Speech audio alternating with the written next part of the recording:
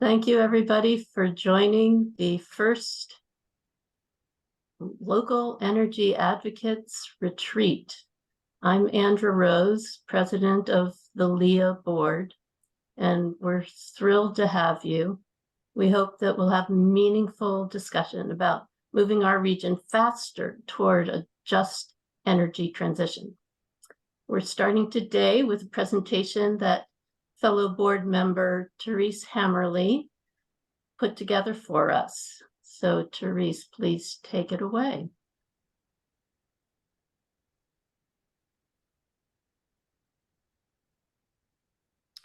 Okay. So I also wanted to mention that if you have questions, send them to questions and I'll record them. I'll make sure that we don't lose any of the questions and that Russ will address them. Okay, so hello. Thank you for participating in what I think is going to be a fruitful discussion. Although most of you are familiar with LEA, I'm going to make a very brief presentation outlining our mission, the work that we have been doing, and our plan to move forward. So Local Energy Advocates of Western Mass was created to do these items, to generate ideas to reduce greenhouse gas emissions, to assist in implementation of plans, maybe municipal plans, increase the resiliency of our local energy systems, and to support the local intermunicipal energy aggregation, the CCA. We also find that it's important, and we work to benefit low-income residents. We place a high priority on projects that promote environmental justice. Okay, so a little bit now about what we do.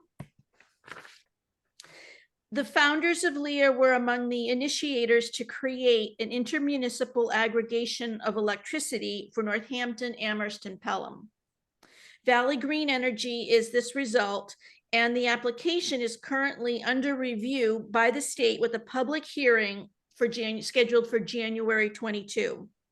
The next step will be for the 3 municipalities to form the joint powers entity to run Valley Green Energy and do other energy projects.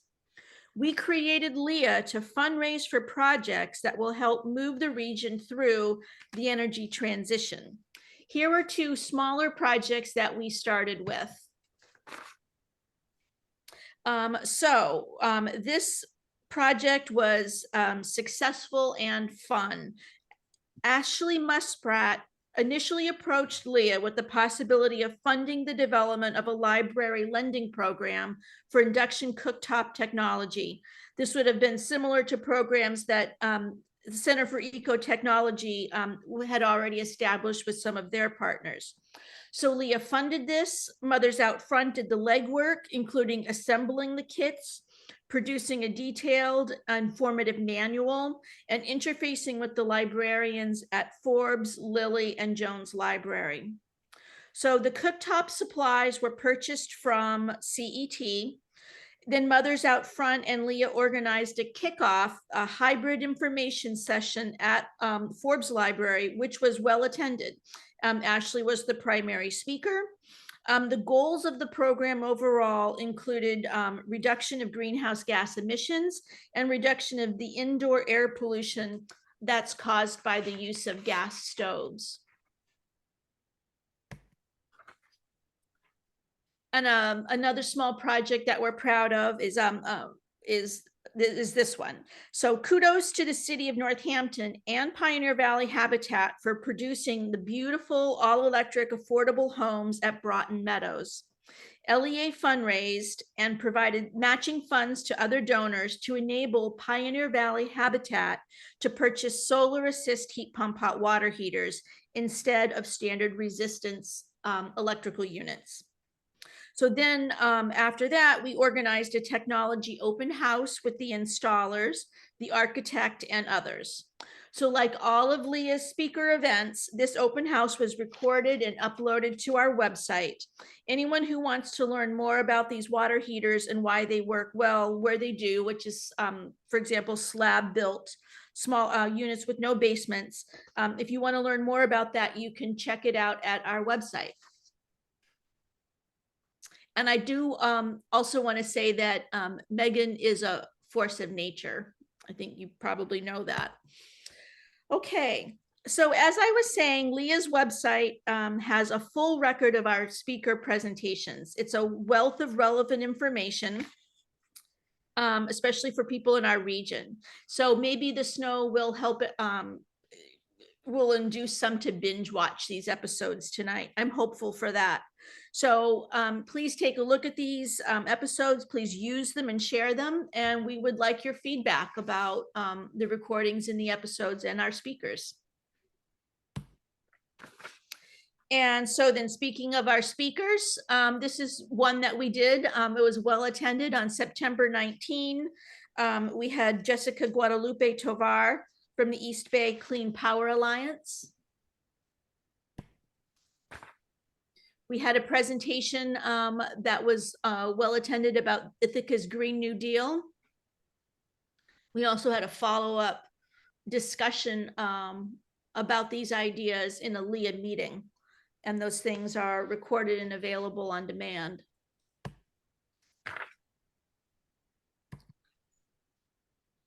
So next steps. LEA has demonstrated itself to be a place to generate ideas and facilitate the implementation of plans to reduce greenhouse gas emissions as much and as quickly as possible. So it's in this capacity that we're meeting for frank discussion in the community today. We're ready to bring fundraising capability and organizational skill to a big project with big impact. That's what we're here to think about today.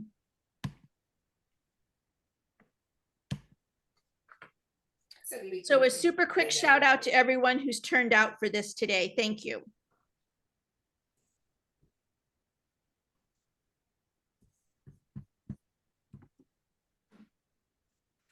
Thank you very much, Therese. Welcome. So, and as Therese mentioned, she's the one to send questions to in the chat as we progress through the meeting. I'm going to present the criteria that we've developed for our next project. We're looking for a project that we can fundraise for that will have a big impact locally. And locally means in Western Mass at the very least, but preferably in or adjacent to Northampton, Amherst, or Pelham. So, Russ, if you could share the table. Across the top is an abbreviated version of the criteria that I'll go through now. So we want a project that impacts greenhouse gas reductions, which means it reduces fossil fuel use or expands distributed energy resources. We want a project that is socially just and equitable, which means it furthers equity, addresses needs of low-income residents and environmental justice communities. We want a project that gives us a big bang for the buck, which means it's exciting, big, and gives the most impact for the funds that we can provide to implement or initiate it. We want a project that is possible to connect to the joint powers entity, which means that it could be implemented by the entity created by Northampton, Amherst, and Pelham for shared projects. And we're looking for a project that has potential for community campaign, which could involve education of the public or motivating individual action. And we're looking for a project that is a proof of concept or a proof of feasibility, which means that it can prove that it can be done here readily or affordably. And we want something that is replicable and scalable, that provides a model that can be expanded and lead to more similar projects. So these are all important criteria to us, but we know that a project might not meet the highest standard of all of that criteria. But please keep them in mind as you consider which projects you hear about that interest you, or any new ideas that you have and want to share with us. And we actually have time now for questions, if there's any questions about the criteria.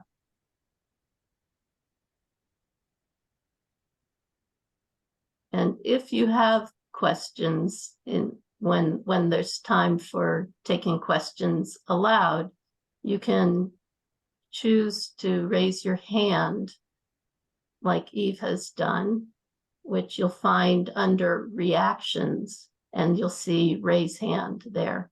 Eve, go ahead. Thank you. Thank you. This is all very exciting. I think the big question for me is just, what does it mean about JPE and its capacities? Like what are the parameters that would be something that the entity, what is it that, what's JPE stand for again? Anyway. A joint powers entity. So is that the Valley Green Muni Ag? Is that basically that entity? So we expect that a joint powers entity will be formed to run the Valley Green Energy aggregation. And but it might be able to do other things as and well. they can do other projects. That's right. Okay. So it's a little bit unclear exactly what it could and could not be in terms of content in order to fit into that criterion. Is that true? It's really pretty wide open what a joint powers entity can do. Since it's not formed yet, it's not a criteria that we're going to expect to be met with our next project, most likely, depending on how large it is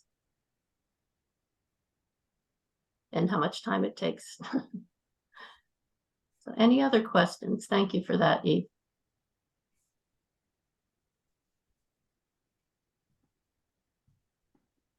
PJ, please go ahead. Yeah, I guess I'm a little confused, because if this new entity comes into existence, it's going to take it a while to get the CC up and running, won't it? I mean, so Oh, yes, I guess I'm having a little trouble understanding the time sequence here. I see. So the joint powers entity could take on projects before the aggregation actually is in motion. So okay. That's a possibility. Still theoretical at this point. Yes, Jay. Oh. Thank you. Just two quick ones. One following up, the second one first on the JPE concept.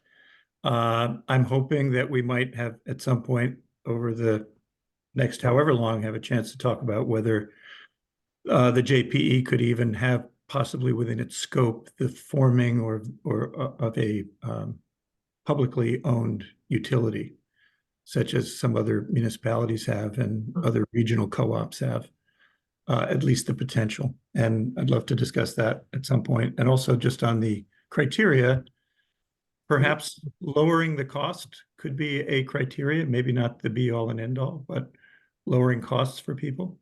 Just a thought. I like them, what you've got. Thank you very much. I think we'll move on now, but thank you very much for those questions. So now to Adele Franks, treasurer of LEA, who will introduce the project areas. Thank you.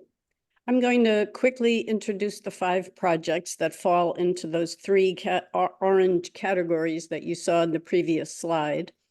And these are projects that struck the board as worthy of our next effort. And then I'm going to turn it over to Russ, who's going to be our moderator for the rest of the session. So the topics for this retreat are ones that we felt need to be done here in our valley because they're impactful and should be shown feasible here so that they could be widely replicated. We chose deep energy retrofits for buildings because we have so many old buildings here that need to be brought up to current energy efficiency standards, and that is really not being done widely, especially in the private sector. There are some municipal programs for municipal buildings that we're aware of and support. Similarly, we know that times of peak usage stress the grid and encourage the utilities to use dirty energy to meet peak demand. And yet we have no programs in the valley to help shave the peak. So we've been very impressed with what Vermont is doing, providing batteries and PV to consumers that can help provide stored power for times of peak demand. So we contemplated whether such a program could be replicated here. And we put it on the list. And finally, we noted that solar is rarely used here for parking lot canopies. And yet we have a lot of parking lots. And as well, we note that in power outage situations, there are resources to keep buildings powered. And yet, despite the fact that technology exists to do this, we have very little solar PV on large rooftops supported by battery backup. So those are our ideas, and we encourage you all to add your ideas for other projects during the discussion section, or put them in the chat, or both. And we also want you to know that other ideas were considered and judged not to meet our criteria. For example, we considered geothermal as an energy source, but recognize that there are already quite a few geothermal projects underway on college campuses, affordable housing, and even Northampton's renovation of Main Street. So that did not meet our criteria for needing to demonstrate feasibility here. Additionally, we recognize the need for microgrids in the time of grid failure, but in Massachusetts, there's a policy requiring the utilities to be involved in any situation in which electric lines cross over property boundaries. So while college campuses can have microgrids and do, it's unlikely for microgrids in other settings to be replicable at scale. So that said, I'm going to turn it over to Russ to move us forward to consider what other projects Leah could potentially undertake, starting with our list of 5. And for those who don't know Russ Vernon Jones, he's a former public school principal and important climate and racial justice activist in our area, and is on the steering committee of Climate Action Now. Thank you. Take it away, Russ.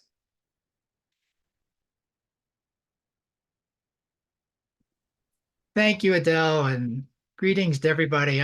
I'm really honored and excited to be a part of this meeting today.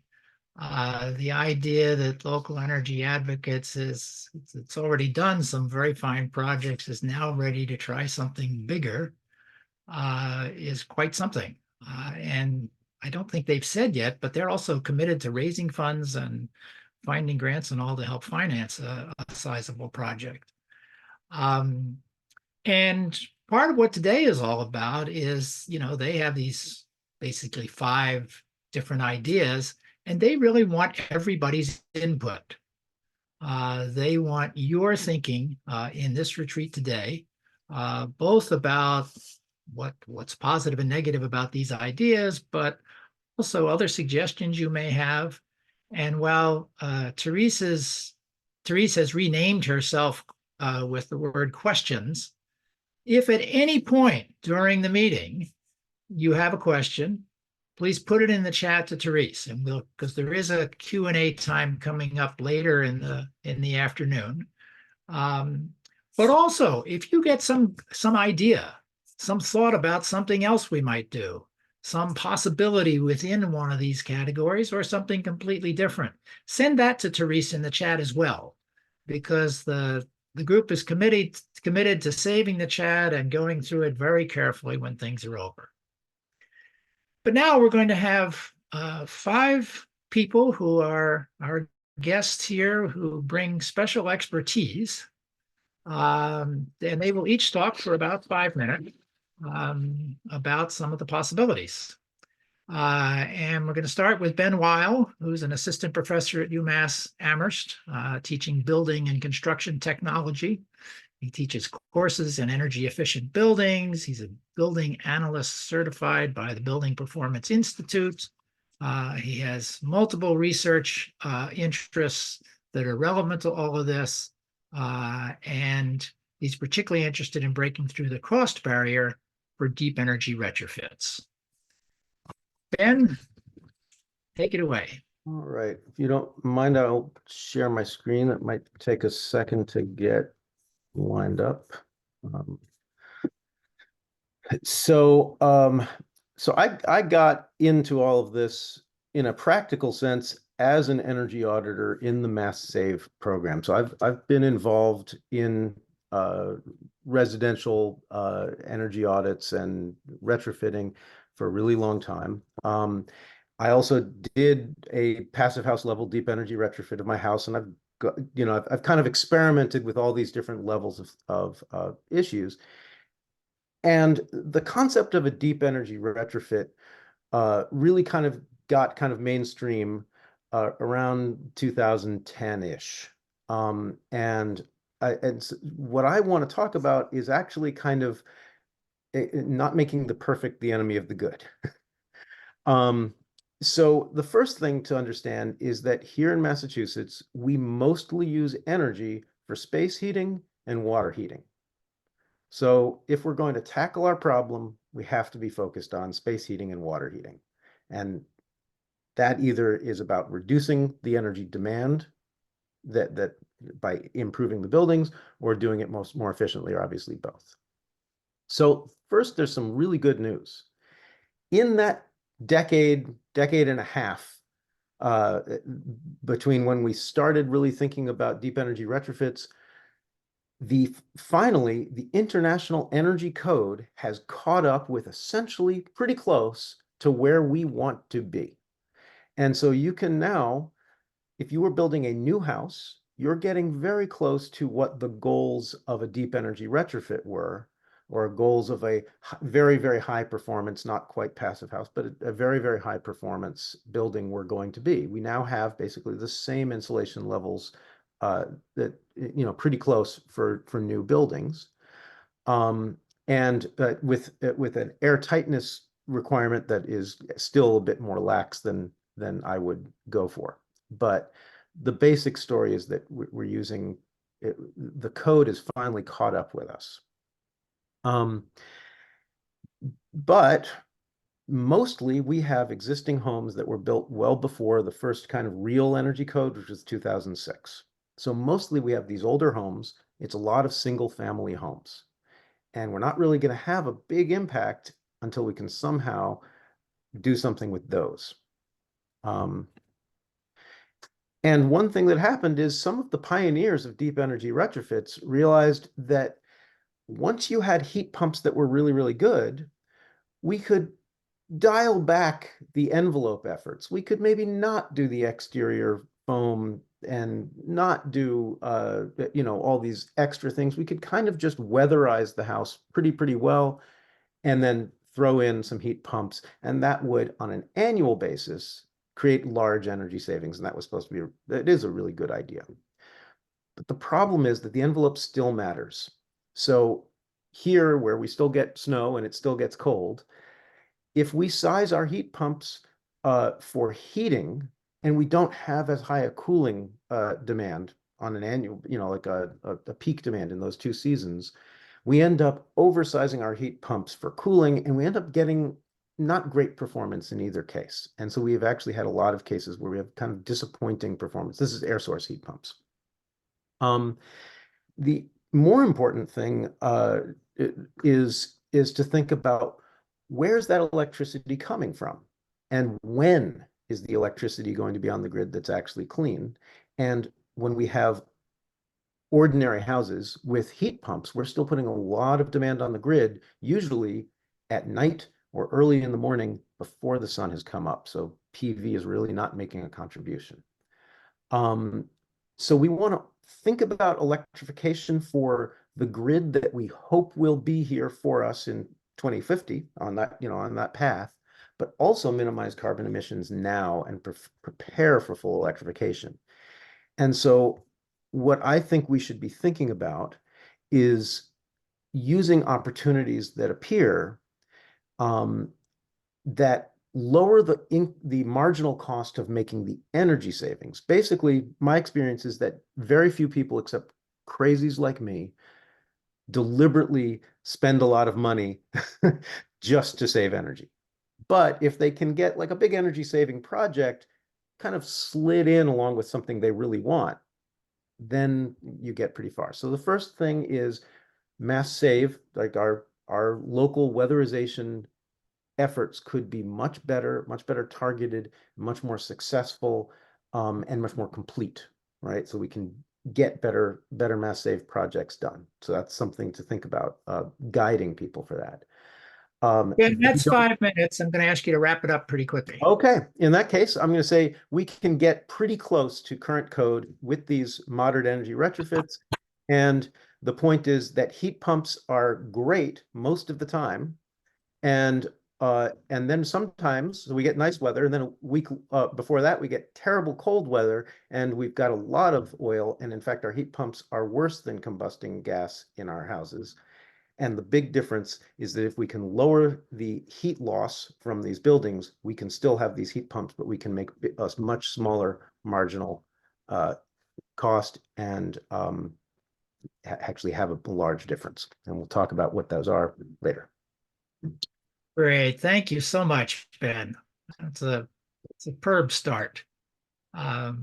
We're going to hear next from Tim McDonald, who's a registered architect and certified passive house consultant builder and the founding principal of Onion Flats, which is an award-winning development design build collective centered in Philadelphia and Boston. Onion Flats architecture, in collaboration with others, has developed a panelized strategy for deep energy exterior retrofits. So, Tim, we're ready for you. Thanks. And Ben, that was really a great intro to what I'm interested in too. I'm one of the crazies, just like you. I like to spend money on saving energy. But in any case, my name's Tim McDonald. I'm an architect, a developer, and a builder. Primarily these days, just an architect, and as was mentioned, we have offices in Philadelphia as well as North Shore of Boston. And our work for the past 26 years has been focused on energy efficiency. So we've designed and built and developed some of the first passive house certified projects, LEED Gold and Platinum projects. And we were approached by POA, Preservation of Affordable Housing. It's a large affordable housing company in about 17 states, thousands of units of affordable housing. They own 4 buildings, all designed and built at the same time in about the 50s or 60s, all within about a 20-minute radius of each other on the North Shore. And we were asked that they all need to be retrofitted. And so the premise of the ask to us was to have a solution which was an exterior and panelized solution. And it was perfect timing because right next door to the Salem Fairweather project that they own is another project that they own called Salem Heights. 280 units. they did retrofit this project over the past couple of years. It was a $45 million project, about $160,000 a unit. But in this case, the brick on this very large building had to be stripped down to the structure for, we won't talk about why. And they replaced that brick with a new insulated panel, brought it to passive house levels of envelope and energy efficiency, but installed each window by hand on site, installed each one of these panels on site by hand, and went into the units and retrofitted the units to have a heating, ventilation, and air conditioning unit, which meant that tenants had to leave. Now, that's a really big part of this story because POA wanted to, that was over $1 million in relocation costs, and POA wanted to come up with a strategy where tenants could stay in place, just like the Energy Sprong effort in the Netherlands over the past 30 years. The intention for this project, not Salem Heights, this is right next door to Salem Fairweather. The intention for this was a replicable, scalable approach to deep energy retrofits that met the passive house levels of energy efficiency and could be built in a factory. So we were asked to not just come up with the strategy, but to actually find the partners. And so we did a lot of investigation, research on a number of panelizers throughout the country. I won't go into that, but the intention was this: if you can put the windows and doors, triple pane windows and doors within a panel, an insulated panel, and then do the entire all elevations this way, then you could save on time and money. At least that was the thinking. And the real question for POA was, can it be less expensive than the $160,000 a unit that we just experienced? And so this is the building. It's a simple brick building, concrete frame blocked with CMU block. And our attitude was, let's create this envelope, this second envelope on the outside of the building, but also create an airspace between the two that will allow us to run ductwork and line sets and all kinds of power and all kinds of other things. And again, based on the Energy Sprong strategy that was developed in the Netherlands, this is a mock-up that we just installed in November. We can talk about that later. And then obviously retrofitting mechanical systems as well, all electric systems and balanced ventilation. You would supply the air, the ventilation, and from the roof down in between the two envelopes, and exhaust it from existing exhaust ducts on the roof. You would then— Tim, that's 5 minutes, so almost done. put up soon. Yeah, almost done. And then you'd also put your VRF system for heating and cooling on the roof and run the line sets down the facades. And then, of course, the design of the facade could be something really new. The wonderful thing about this is that we're taking on these really ugly buildings and turning them into something much nicer. And here's how it turned out. This translated into about $142,000 a unit, which was less than the 157K of the Salem Heights project. And so we're going to start construction, full construction on this project in the summer. And we hope that over time, we'll bring that cost down even further. So we're hitting our goals, which is to reduce the cost of these deep energy retrofits through panelization. And I've got lots more information after this, but we can, in terms of financing and so forth, if you're interested. Thanks. Thank you so much, Tim. So there are that's the first sort of bucket of ideas, deep energy retrofits, whether interior or exterior. Right? Now we're going to shift gears a little bit and ask Ashley Muspratt to talk about Shave the Peak.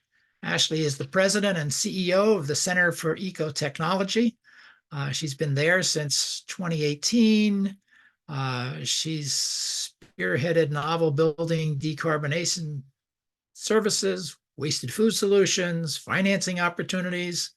And she's deeply involved in strategic planning, implementing diversity, equity, and inclusion initiatives, and expanding the breadth and efficacy of programs at CET. Ashley. You're still, Thank you, oh, Russ. there you go. Yeah. Hello, everyone. Thanks a lot for having me here today.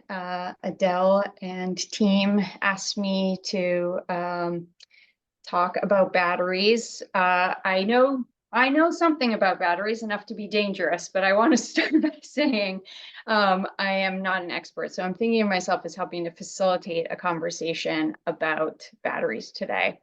And what I want to do is start off with the why, and then I'll talk a little bit about programs that exist and how LEA might kind of fill the gap. So there are a lot of good reasons to promote batteries. They're a piece of a concept that's become increasingly popular called virtual power plants. And these are virtual cloud-based power plants that are aggregating distributed energy resources and using them to shave peak, to stabilize voltage, and reduce demand during high demand periods.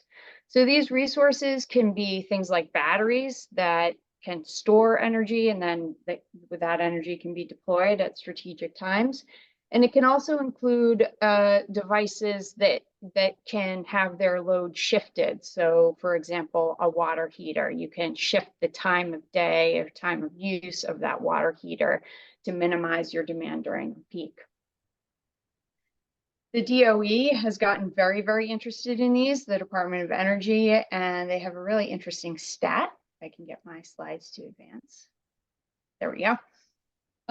So they anticipate that if we can triple virtual power plant capacity by 2030, we would save $10 billion in building out the grid and meet 20% of peak demand.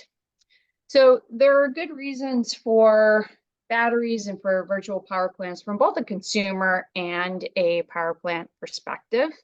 As a consumer, you know, when we electrify our homes, having backup storage when the power goes out, especially when we have increasingly severe weather and storms, that's likely to happen more often. So there likely will be more need for backup power storage. From the utilities perspective, these are really important for being able to shift load as we build out a more dynamic grid. This is a real opportunity to offset the need for peaker plants and to be able to really minimize the investments we're making in large scale energy production. So let me just talk about the programs that exist and how we might fill the gap. So Mass Save, which of course we all have access to, does offer an incentive for participating in a connected solutions program. So if you purchase a battery, you can sign up to allow the utility to deploy energy from your battery at peak demand periods during the summer. I just copied some text off the Mass Save website.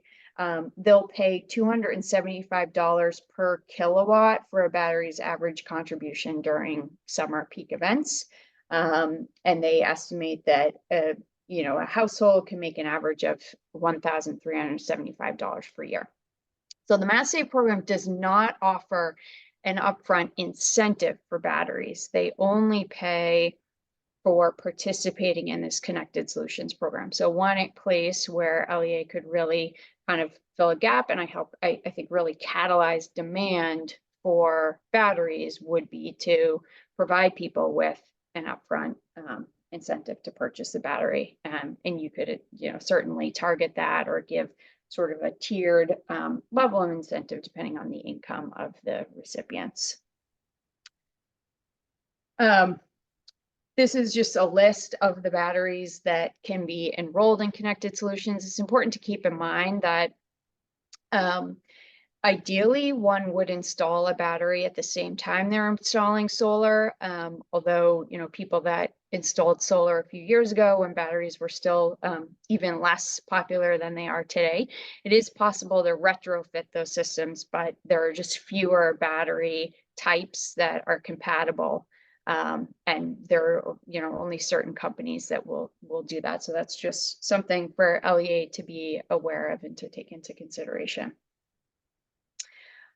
Not something that our customer base would have access to, but I think worth just making you aware of is the Next Zero battery program. So Next Zero is a residential energy program for municipal light plants, about 20 or so across Massachusetts. CET administers this program. They have a slightly different model where they actually give a $100 per kilowatt hour incentive for batteries. So And that's 5 minutes, so please Okay. wrap it up soon. All right, will do. So customers can get an upfront incentive, and then they have a similar program. Theirs is called Connected Homes, where people can enroll to allow the utility to deploy stored energy at peak demand times, and they pay a $30 per month incentive. When a customer opts out of participating, they simply don't get their incentive that month. Finally, I want to mention IRA tax credits. So there aren't any point of sale incentives available for batteries, but there is a tax credit that's uncapped at 30% of the investment cost. So this is a calculator from Rewiring America that estimates the average installation cost is about $16,000. So a household will get about $4,800 back. So again, just to be aware that that's available, and we'd be looking to supplement that. And I'll leave it there. Thank you so much, Ashley.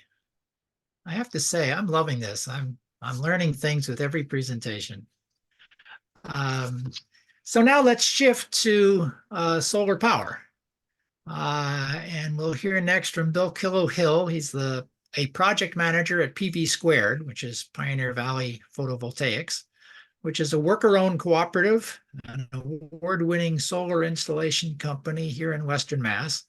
And I have to say, Bill was part of the team from PV Squared that managed the installation of the solar panels on my personal garage.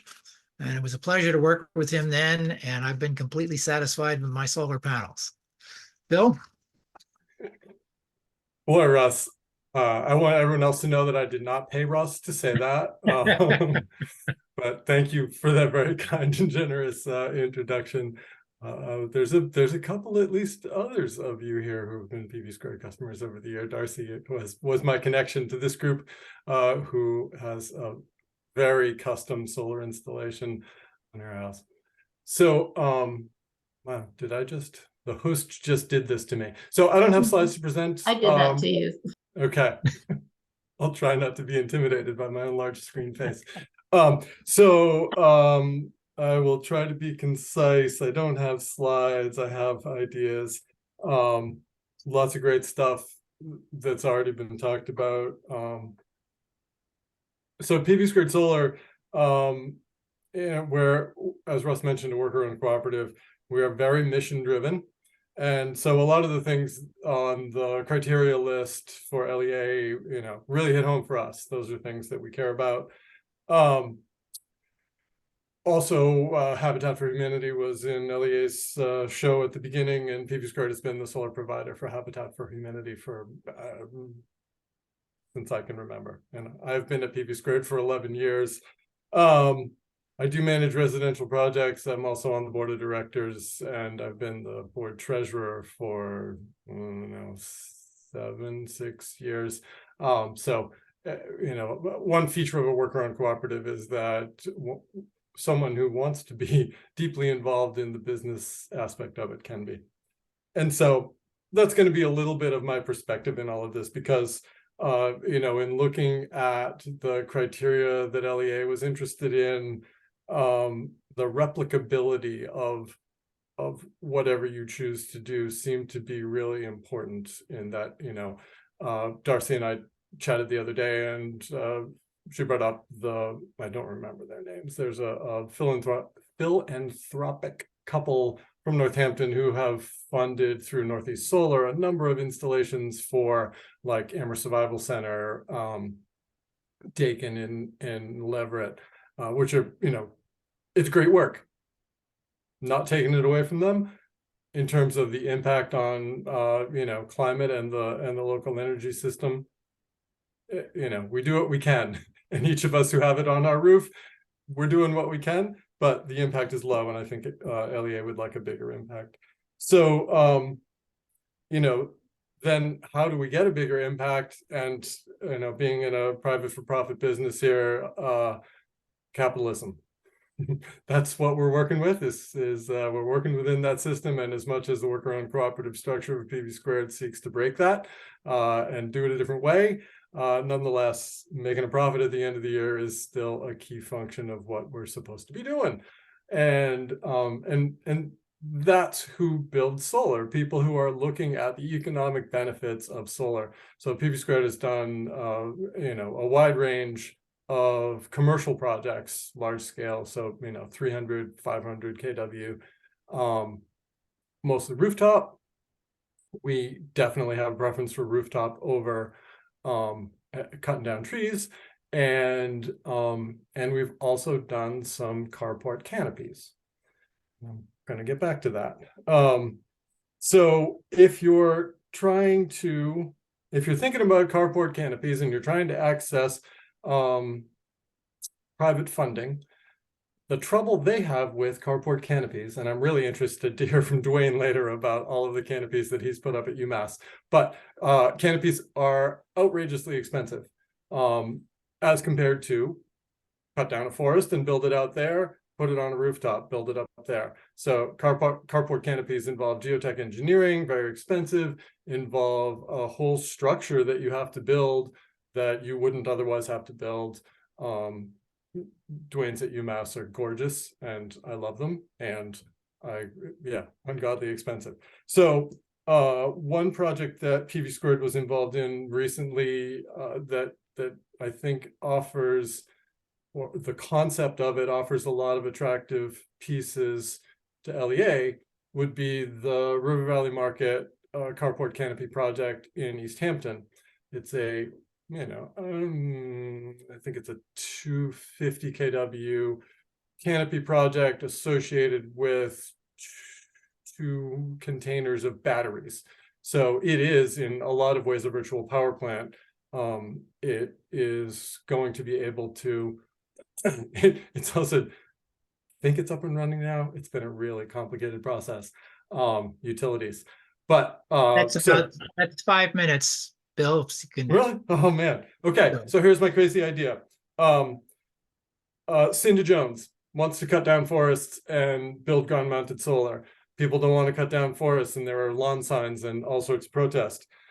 2 problems you can solve. You can solve the people that don't want to cut down trees problems by getting Cinda to build it on carport canopies. You can solve Cinda's permitting problem by helping her build it on canopies instead of cutting down forests, which she owns, but nonetheless. So there's your funding source, is getting to those people that don't want to cut down trees. And then there's working with, maybe you got to hold your nose, but working with the for-profit entity that Cinda Jones heads to create a profit-making, viable solar installation that will carry forward and be replicable, you know, to the degree that you can continue to fund the extras that would otherwise be cutting into the profits of that development entity. Attach batteries to it, great, all that stuff. And yeah, I'm over time. I'll leave it there. That's my idea. Thank you, Bill. And we have one more. Several people have mentioned Dwayne. Dwayne Berger has been the director of UMass Clean Energy Extension since 2015. And previously worked at the DOER, where he worked on the state renewable portfolio standard, the development of the RPS solar carve-out and solar loan program, and the advance of biomass energy policy, and has been involved in many efforts. Dwayne, it's all Hi, yours. everybody. Yeah, thanks, Russ, and thanks everybody for having me. That legacy of biomass keeps following me around, but those were interesting days for sure. But nonetheless, happy to be here and talk briefly about the solar canopies, particularly. I'll say first, I appreciate Bill didn't have any slides. I don't have any slides either, but I'll talk quickly for 5 minutes. This is an area that I'm familiar with. I'm not an expert on, but try to fill in some of the gaps and sort of bring us up to speed sort of with parking lot canopies. In the solar program in Massachusetts, the SMART program, there are about 80 installed parking lot canopies currently across the Commonwealth. That's a pretty small number compared to the 50,000 or so solar projects that have been installed under the SMART program. That's there's additional programs in the SREC and SREC 2 programs. Most of these parking lot canopies are between 100 kW, 100 kilowatts, and 700 kilowatts. So there are several smaller ones and several larger ones, with the caveat that canopies do include other things other than parking lots. So I'm not positive from the DOER database of whether the larger ones are referring to some other canopies. Obviously, the dual use agriculture canopies would be in a different category. Bill mentioned UMass. UMass is proud to be sort of a leader in demonstrating and installing and implementing parking lot canopies. We have about 5 megawatts of solar installed at UMass campus. Not all, but I'd say probably a large number of those 5 megawatts are in canopies, and people are probably familiar with them. I will say that UMass is looking to expand that, but truthfully, as I'll get to in a moment, it's tough to dedicate parking lots at UMass or other places for parking lot canopies because of the challenge of knowing or dedicating or committing that parking lot for 30 years or so for solar. And parking lots are often areas at UMass and other places where owners of that property are looking potentially to do other business with. So it's really a challenge to get parking lots to commit to doing the canopies and financiers to commit around it. In addition to UMass, the other project Bill mentioned as well that people are probably familiar with in the region is the East Hampton project in East Hampton at the River Valley Co-op that I believe did just turn on formally a few months ago. My understanding, Bill, is that that's actually 800 kilowatts. It's a pretty large project with battery storage, and then there's another 130 or so kilowatts on the roof of the grocery store as well. Just quickly on sort of the pros and the cons of parking lot canopies. Obviously, a big pro is that it's land that is otherwise used for parking and might as well use it for solar collection as well, to the extent that it mitigates the need to use other land for solar to meet our regional and state solar goals. More that we put on the built environment, the better, be it buildings or parking lots. And it's also noted that it provides shading for cars, snow cover for cars during snow events, and so forth. So there's some advantages that way as well. On the challenges and costs or cons for parking lot canopies, as I mentioned before, finding parking lot owners willing to dedicate their site for 30 years is probably the largest challenge. Institutional owners like UMass may be a little bit more promising. Schools, for example, public schools, or private colleges for that matter.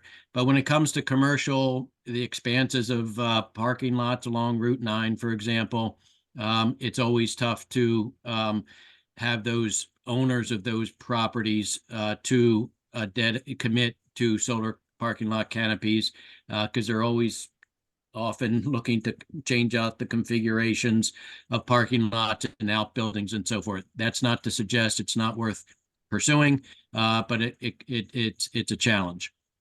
That's 5 minutes, Dwayne. Okay, just the other just Bill covered as well, but there's extra cost, substantial extra cost in solar parking lot canopies.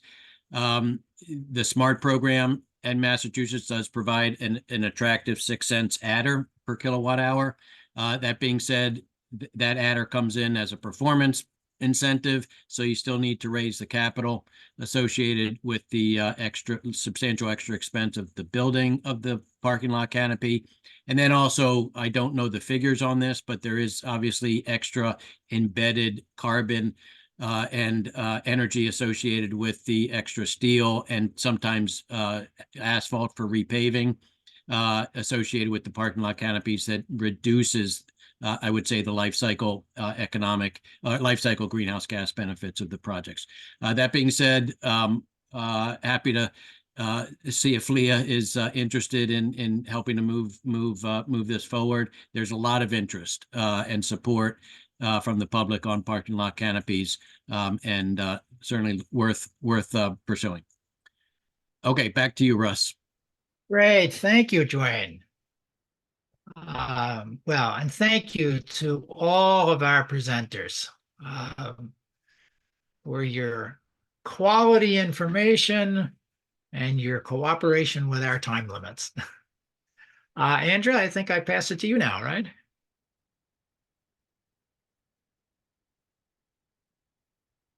Well, now is time for a 10-minute break. And I was going to lead some stretches, but I think the best thing is for you all to do your own stretches and get your eyes off the screen for 10 minutes. We will call you back, so keep the sound on and get your bio break and your eyes onto something at the distance, perhaps the beautiful trees with their limbs covered with snow. All right, thank you.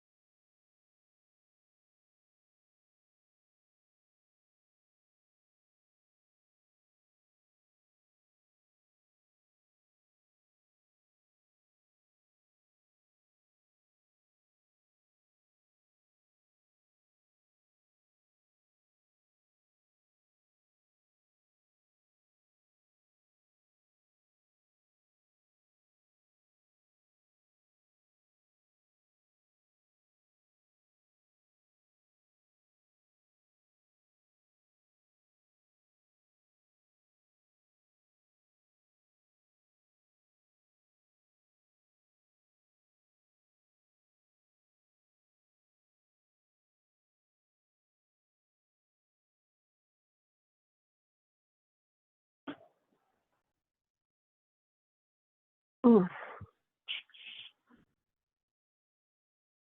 Yeah, let's go to work.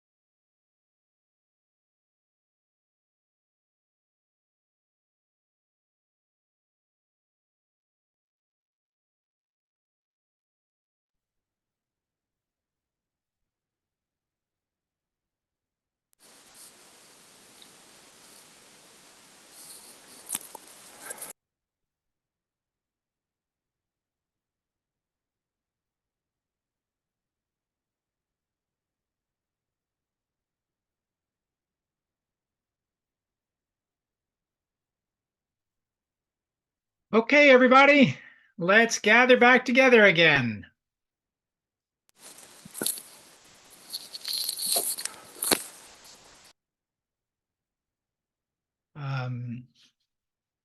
This next piece, I want to make sure we're all together to hear the introduction to it. So if you're able, please turn on your camera so we can tell you're with us. You know, I assume that at this point we could probably spend an hour just asking questions of each of these folks who are presented to us. There's so many possibilities there. But for this next piece, we're really interested, if you have questions, send them in the chat to questions with Therese. And we will have a Q&A period later. But for this part, we'd like to get everybody else's ideas. We'd like to hear just from what you know now, and we know you don't know a tremendous amount about some of these things. At this point, how do you see each of these as being a possible LEA project? Are there major obstacles you think we should consider? How well do you think they fit the criteria that Andrew laid out? And I'll put up that chart again in a minute.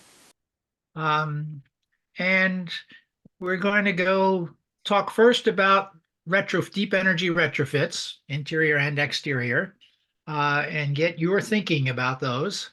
And then we'll move on to the other categories, and I'll try to plan the time. We have basically until 3:55 to have a discussion, which again is focused on getting everybody's input. And then we'll have a chance to ask the experts some more questions later. So let's see, let me put up the chart. Therese has her hand up. You want to say something right off?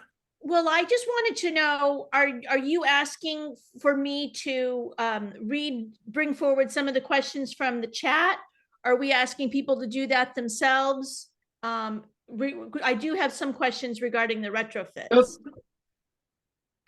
Yeah, no, we'll do that later during the Q&A, Okay. I think. Okay. I think for right now, we're asking people to raise your hands and just thinking about retrofits, interior or exterior. How do you think they fit the criteria that are listed across the green stripe here? And what do you think might be great about that as an LEA project? What do you think might be problematic? And do you have some other idea connected to that you think LEA should consider? And again, if you have questions, keep sending them in the chat. Mary Jane, you want to start us off? Sure. I mean, I love the idea, and that was what immediately sprung to mind when I knew you were brainstorming projects.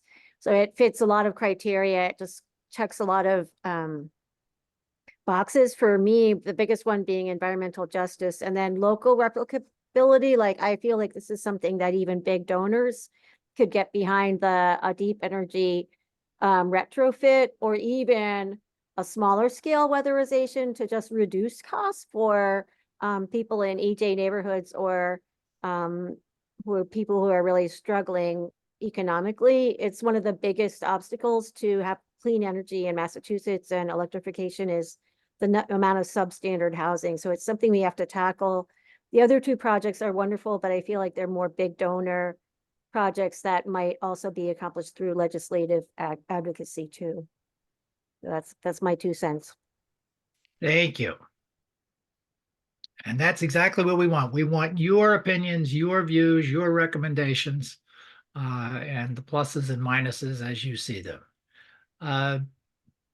B, you want to go next? BJ. BJ, sorry. Yeah, BJ. that's fine.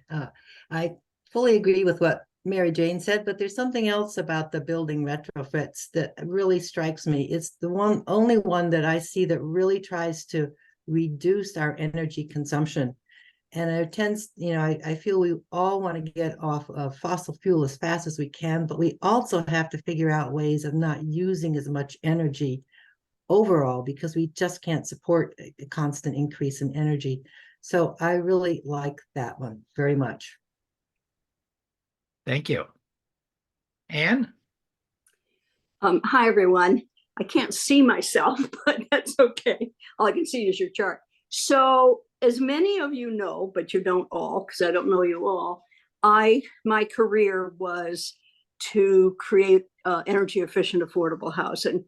And after I retired, I did 2 different deep energy retrofits on my house on Chestnut Street. I always called it, the person that didn't have a lot of money, so that I had to split it over a few years.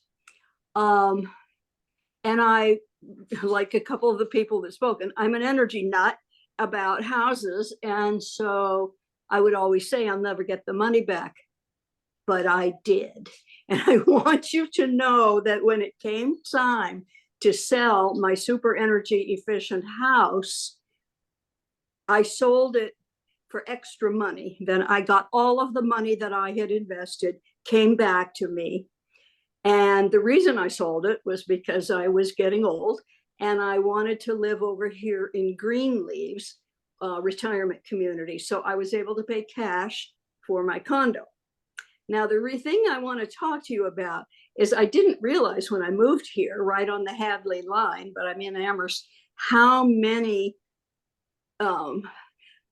apartments and condos are here, and they're grossly inefficient. I'm sure Ben knows Ken Hicks. I hired Ken as an energy consultant to come and see what I could do to make this condo more energy efficient. And there was precious little. The worst thing, when we took the casing off the windows, there was no insulation between the frame and the jamb, which was just appalling.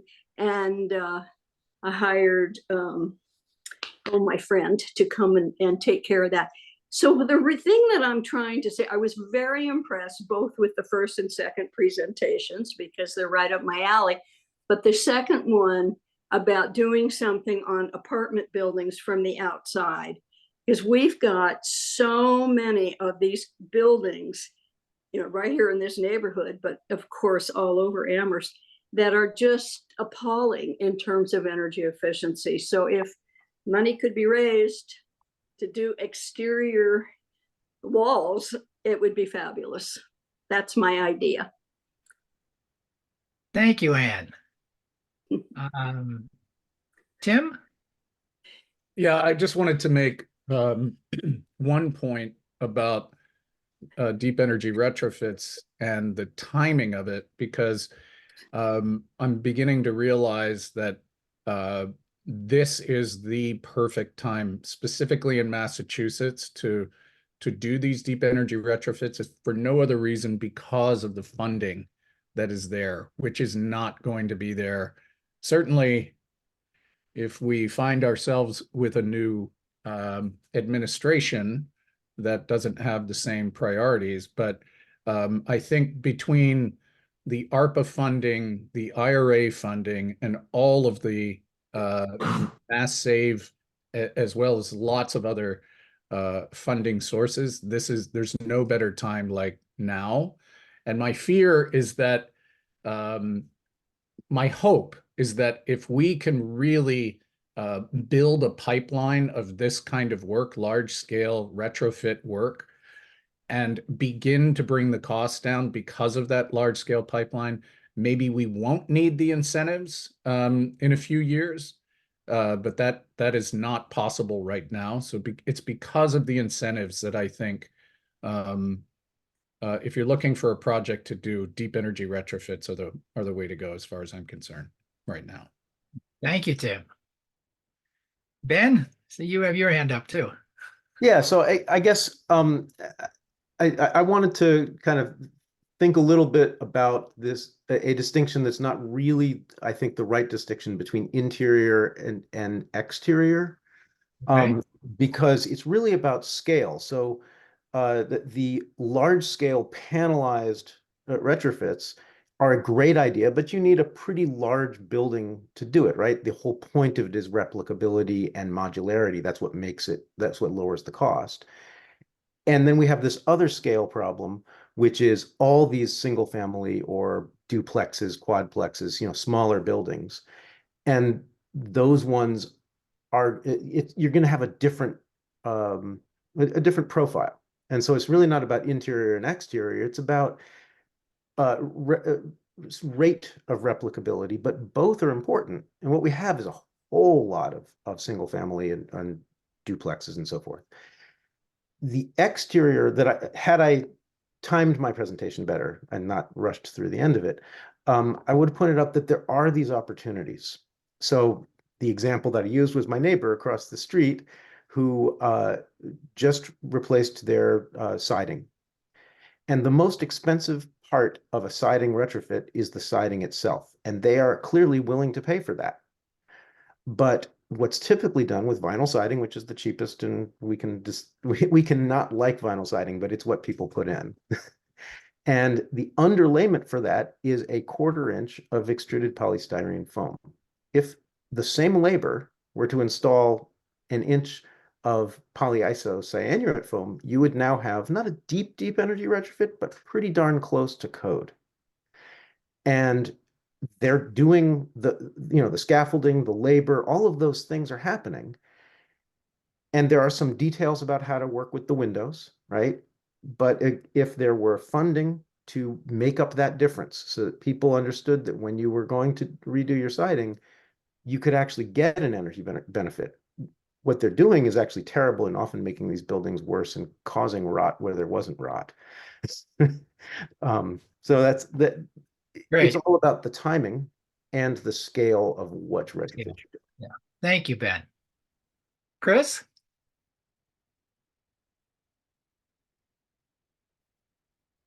We're not hearing you. I think you're still muted, Chris. There we go. There we go. Okay. A couple years ago, Columbia Gas was involved in the gas explosions out east, and they were taken over by Eversource Gas. And as part of that agreement, Eversource was told that they have to spend $500,000 in East Hampton and Northampton to promote air source heat pumps. Department of Energy Resources is kind of overseeing that. Mass Clean Energy Center is the one that's going to run that program. And just to let you know, the program as it's shaping up will be giving incentives for the heat pumps, but will also be providing a lot of backup on weatherization and hand-holding, helping people go through this process. Two things that are very important. So it's not quite getting to a deep energy retrofit, but it is tying a need for, really deep air sealing is the big piece we're aiming for.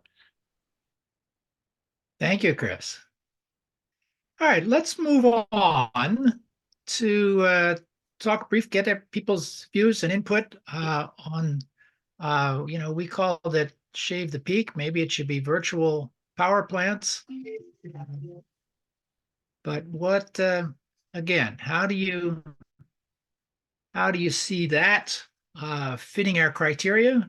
What seems wonderful about it? What seems problematic? And any other ideas or suggestions in that area?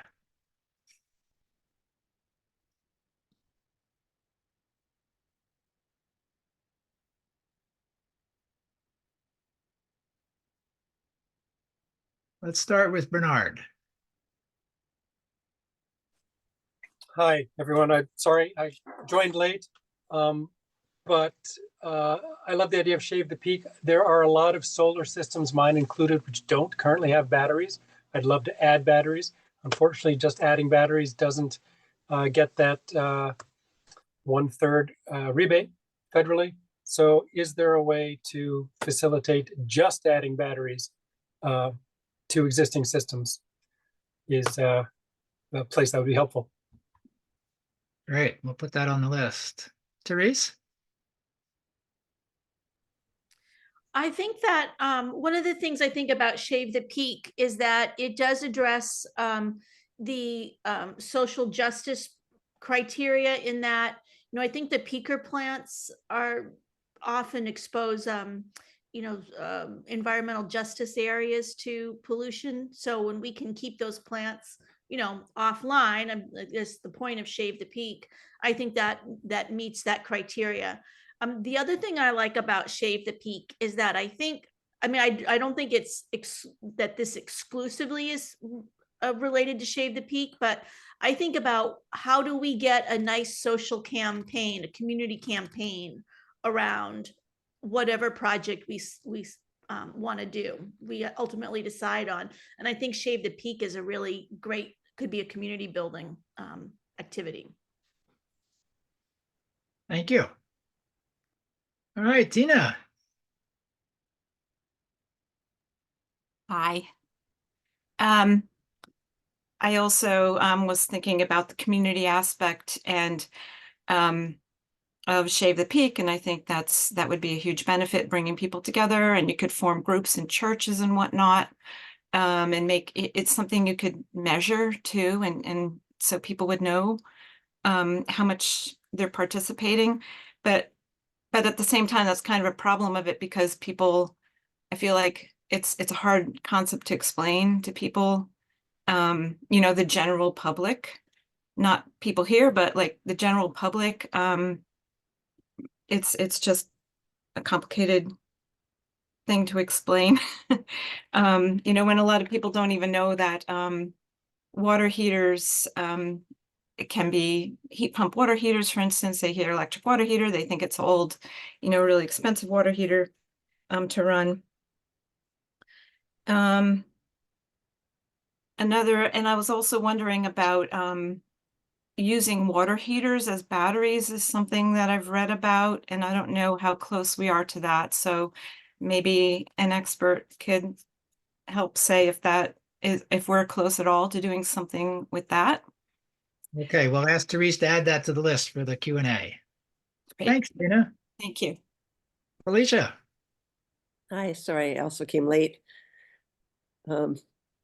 So with Shave the Peak, I think that there's some information going out, and I think that it certainly has helped me to understand about Shaving the Peak. But I think the thing that's going to make the difference is if certain times are less expensive than other times, and we could publicize that.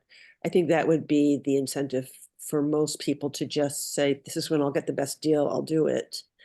And I don't know how hard that is to do and what impact we can have. It sounds like there might be a legal end to it and smart meters into houses into it. I'm not sure everything that's into how complicated that would be, but that would be the direction for me.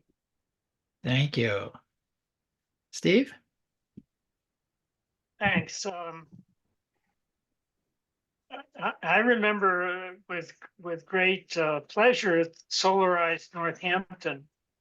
Maybe it was 10 years ago, and that was a way that we got a lot of interest in putting photovoltaics on people's houses. And maybe that model could be adapted to include batteries. And I guess I would ask Ashley, what sort of programs could be used to promote the battery part of Solarize, Shave the Peak, Northampton, Amherst, etc. Done. All right, let's add that to our question list. Let's hear from Randy first, and then we'll go to Dwayne and Bill. Randy? Hi, I have batteries and solar panels, you know, doing that, and I'm part of the Collective Solutions program. I think it's very cool. It is ridiculously complex, and I'm sure Bill would know more about that. It is ridiculously complex to get any information about it, to track, to understand it. So it's very high level. I think something simpler in terms of using batteries to store electricity, purchase electricity, and then put it back to the grid, sell it back to the grid when they need it. That might be something more helpful.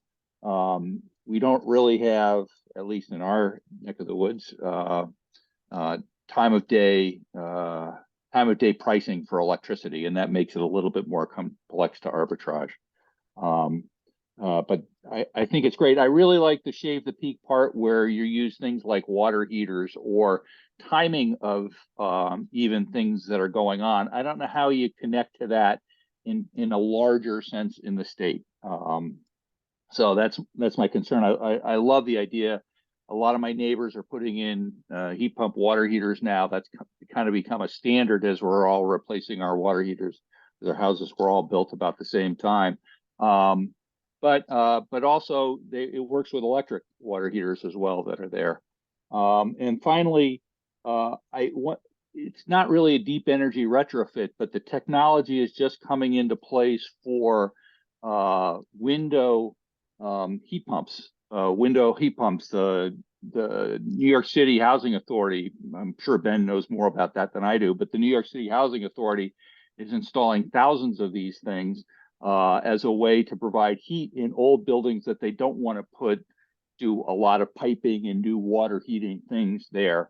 And I think that's great for those sorts of buildings. And I also think, and they're modular. You can do a few at a time to do something.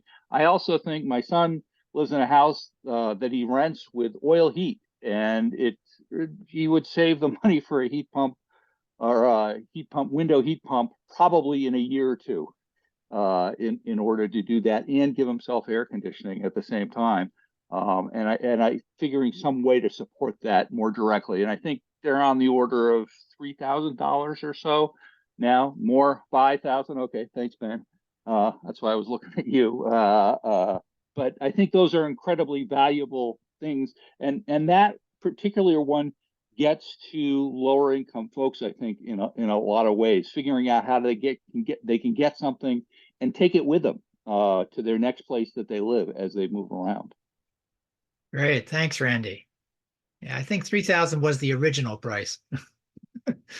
Dwayne? Yeah, hi. I guess I'm particularly interested in the intersection between energy storage and reduce the peak and the Valley Green Energy program, where in the Valley Green Energy program, the JPE or some other entity will be going out to a retail electric supplier to buy electricity on behalf of all the members of the municipal aggregation. And if energy storage, community scale energy storage can purposefully be promoted and implemented in ways that reduce the peak demand of the aggregated energy loads across our member communities, then there is reasonable reason to expect that the retail electric supplier who is out there buying wholesale electricity with time of day rates would arguably be able to get a better price for everybody because it's a smoother energy demand. And so I think it would be interesting to sort of, as Valley Green Energy proceeds, to have conversations with either the consultant or with retail electric suppliers that might be bidding or looking to serve the Valley Green Energy at their potential interest and ability to monetize energy storage that's being done on a community scale to get better rates for everybody at the next bidding cycle. Right. Thank you, Dwayne. Bill? Just wanted to throw in the boots on the ground reality about residential battery systems. Randy, thanks for pointing out the complexity. Complexity equals cost. And then there is also the regulatory complexity. So a typical residential battery system that PV Squared has installed runs about $30,000. That's not including the solar. That's just the battery system itself with all of its associated electronics. And at the time when home battery systems kind of hit a popularity spike, the regulatory system in which we operate clamped down really hard, seeing them as very risky, that they were going to blow up and burn your house down. So all residential battery systems now in Massachusetts have to have some sort of fire containment structure built around it, just further adding to the cost for no data-driven actual reason, just because somebody was scared. And that, that points to perhaps a larger disconnect between regulatory constraints that drive up the cost and lower the availability of things, and policy, which seeks to, make climate friendly and forward thinking strides. So for instance, the latest net metering cap legislation was passed in 2021, I believe, extending residential net metering cap, or small system cap to 25 kW. The regulations for that are still not written, so 10 kW, that's all you get. And so that's years. Yeah, try as we may, nobody seems to want to fix that problem. Thanks, Bill. Let's go to Jennifer and then to Ben. I'm really enjoying the conversation, and I think what I'm holding is a resilience frame, and I think that could potentially integrate some of these different projects, and I'm not sure which one we would choose first, or if there's a way to pull them together. In that, like, listening to, to Ben and Tim, it's like, there's aspects of the deep energy upgrades which affects the the peak load that we're dealing with collectively, and so shaving the peak potentially includes deep energy retrofits. And also, when you're doing the deep energy retrofits, there is the opportunity to deal with your water heating, your sort of the other systems in that you're dealing with there. And so I think there's potentially, and potentially, like, okay, what is the impact of battery storage or solar in this? And I think that potentially applies to both the small scale buildings and the large scale buildings. So I don't want to make everything more complicated, but I do think that there's a way that the frame of resilience, which both includes, like, for large buildings, do we start to have resiliency hubs where, we know that there's going to be power? And I know that's potentially getting into the microgrid, but there may be, some ways, like, I have I'm in the single family home, interested in solar in my house, but haven't been, I have solar, interested in battery storage, but it's way too expensive, like trying to figure out grid connect or grid separated. I know I'm scattered in what I'm saying, but I think that there is a way to pull some of these things together, at least in our messaging, so that whatever project is selected, there's a way to sort of weave in other projects towards something over time. Thank you. Ben? So I think that the key thing to think about with smart grids basically is what parts of them need to be distributed, and what parts of them actually probably do better being not highly distributed. So I think batteries are an example of something that is best to be not distributed very widely. Put it in the resilience hub where it can work as the backup electricity, and it's large enough to do so for some reasonable period of time, but don't try to distribute them all to these residential houses. Water heaters, on the other hand, have to be distributed, right? Heating systems have to be distributed, and photovoltaics to some degree have to be distributed just because they're a surface area intensive process, although roofs are more expensive than large roofs, or if you can keep the balance of system down. So thinking about water heaters, for example, what Randy was talking about, those water heaters, most of those water heaters already come with the control that a utility could turn them on or off to shave the peak. And in California, they're doing it consistently all the time. It's a regular part of their grid management process. Now, they also have time of use rates, smart meters. They have about a bunch of things that we don't have. But I think as a group, it would be worth thinking about. There's nothing wrong with batteries. Batteries are needed. And do we want to say, let's fund one and locate it in one place that's really useful, or let's work with a municipal utility or work with Eversource or National Grid or whatever to get more people in the connected solutions thing, and maybe own the water heaters, right? Maybe people can't afford to buy the heat pump water heater, but if you can, and then you own them, and they're essentially leasing them, they get the savings, you know, whether you're the utility or whether you're Leah. But that has to be distributed, so you might as well distribute it. Thank you.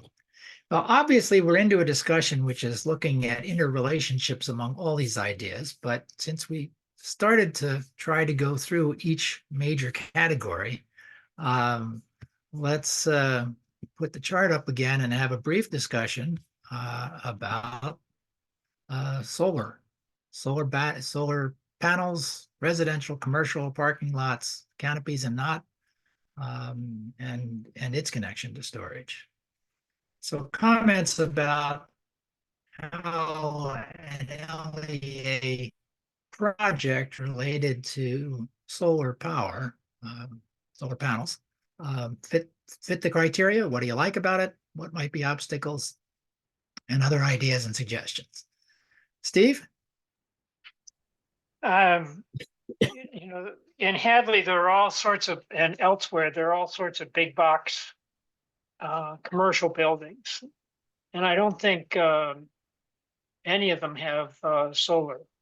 And I'm not sure if there's a way to promote that, but that's a suggestion. Done. Thank you. Martha? Yes, hello. We've seen that both for residential and for parking lot canopies and so on, the biggest challenge really is the financial, you know, getting the money to invest to start it, even if you're going to reap benefits financially later on. And so I don't know whether Leah would be able to somehow help in the financial area, not with Leah funds, but in helping to get state incentives, helping to get financial grants, helping to publicize where people can get low-cost loans, such as the Five College Credit Union, I understand, gives low-cost loans for solar. But trying to publicize, you know, how you could get financial support. And as I think Tim earlier referred to, this is the year to do it because we sure don't know what's going to happen in the future. So that would be my thought. Thank you, Martha. Other thoughts about solar as a potential LEA project, how it fits the criteria? What might we do?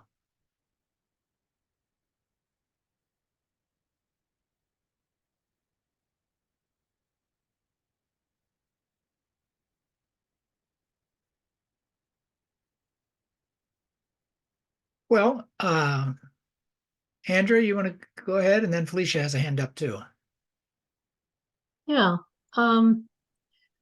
Well, I was interested in the idea that Bill threw out there of, you know, if there's a way to cut out some of the extra costs of parking lot solar, so that you know, to help divert solar from places where you'd need to cut down trees. That sounds like a really expensive thing. I don't know if there's some mechanisms for, you know, bringing in funds that, you know, Cinda Jones doesn't already know about, but it's an intriguing idea. Good. Thanks. Felicia? All I want to add to the discussion is I'm not sure how and in what way solar should play a part with LEA, but it's very popular. People understand it and they like the idea a lot better than some of the other ones. So whether it's about trying to get more solar on the schools, or whether it's about it, I don't understand about the loans. I think there is a PACE loan, which is like a 0% loan for some things. And I don't know that, but to really research the ways in which people can use the savings later to pay for something that's hard to pay for upfront. But we should keep looking into it because it's so popular. Thanks, Felicia. Sally? Hi there.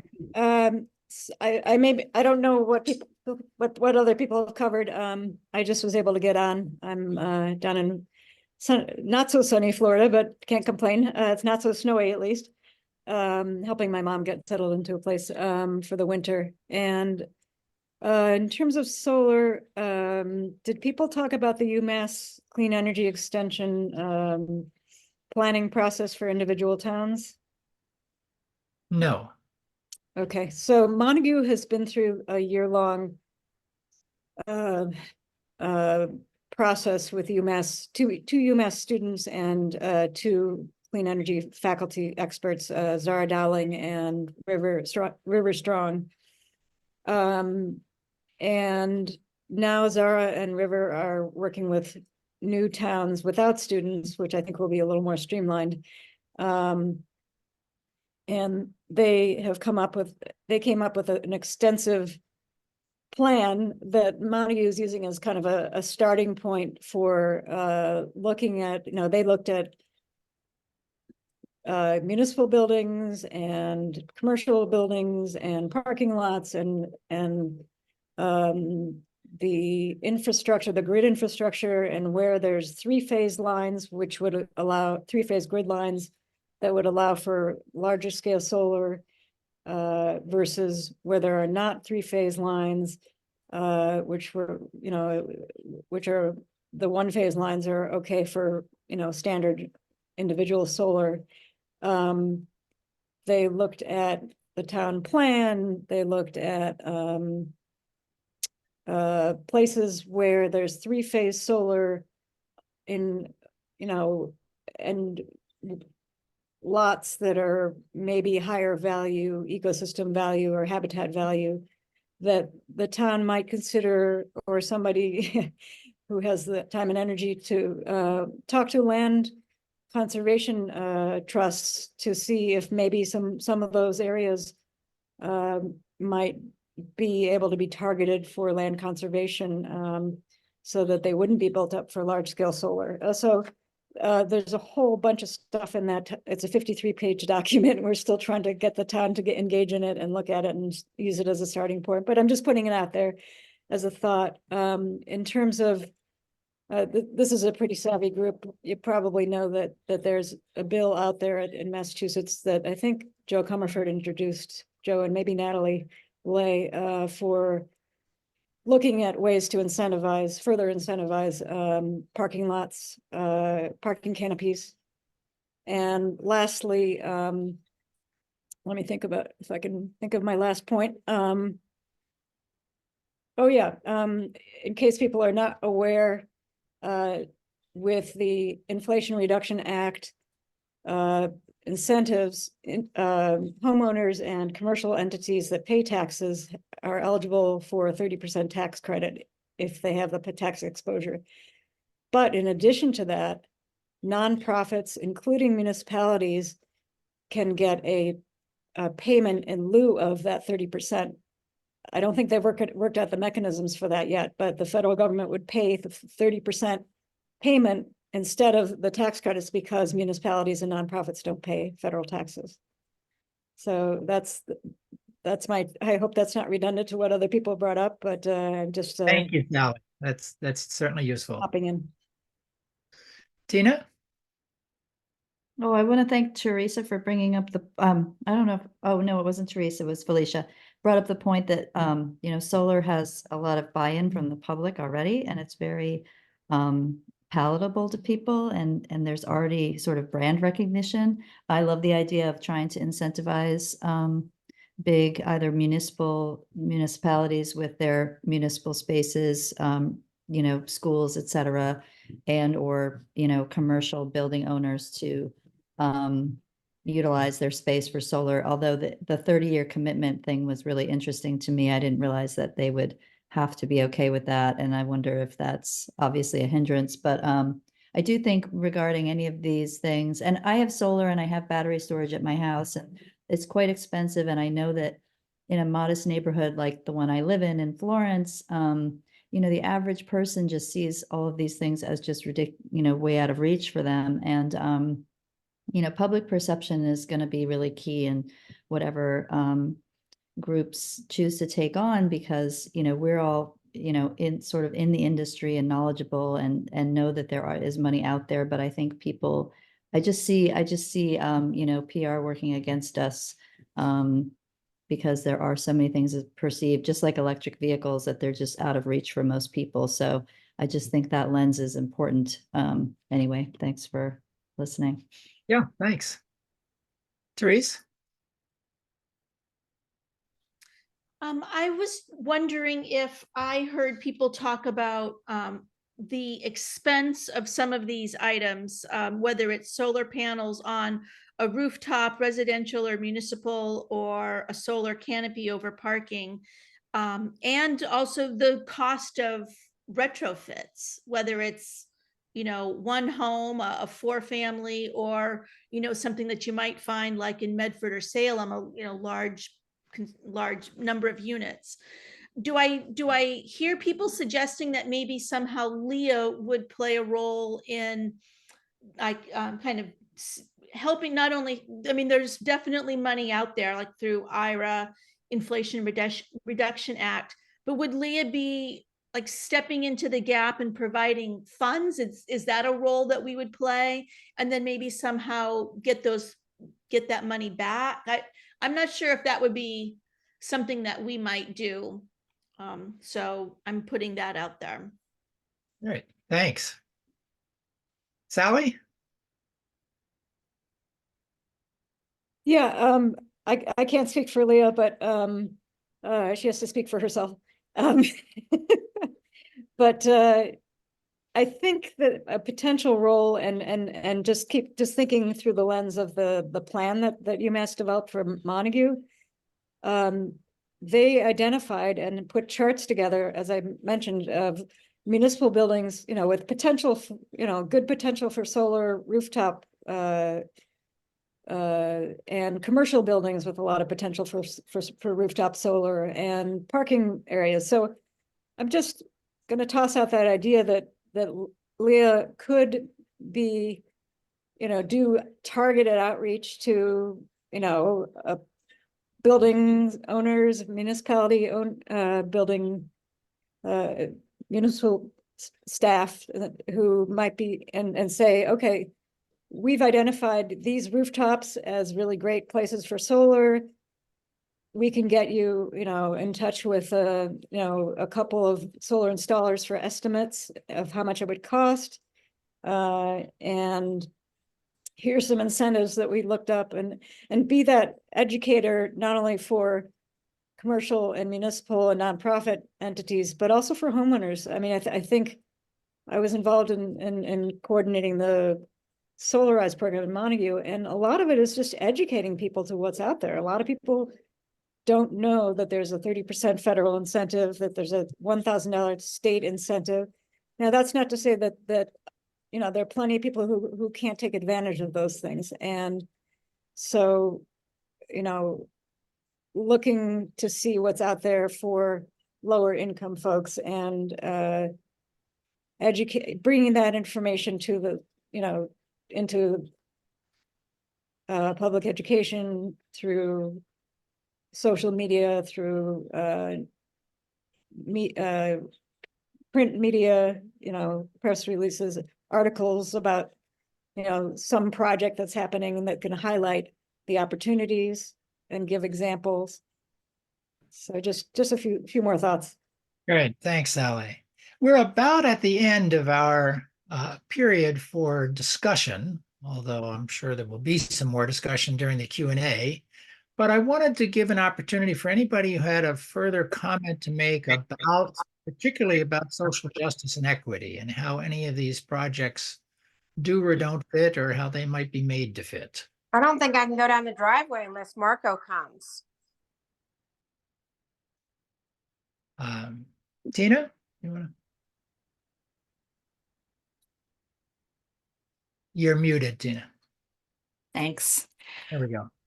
I was just having I had a thought when I saw they in Boston, they made this Harvard of, you know, That's part of cooking dinner.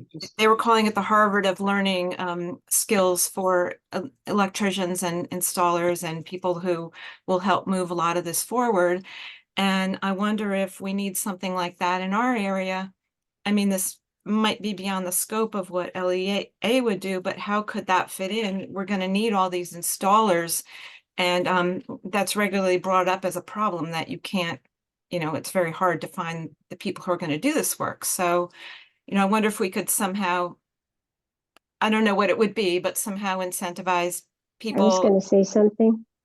to live here and, you know, maybe provide housing or something for people who are going to learn these skills. I don't know. That could be a social justice angle.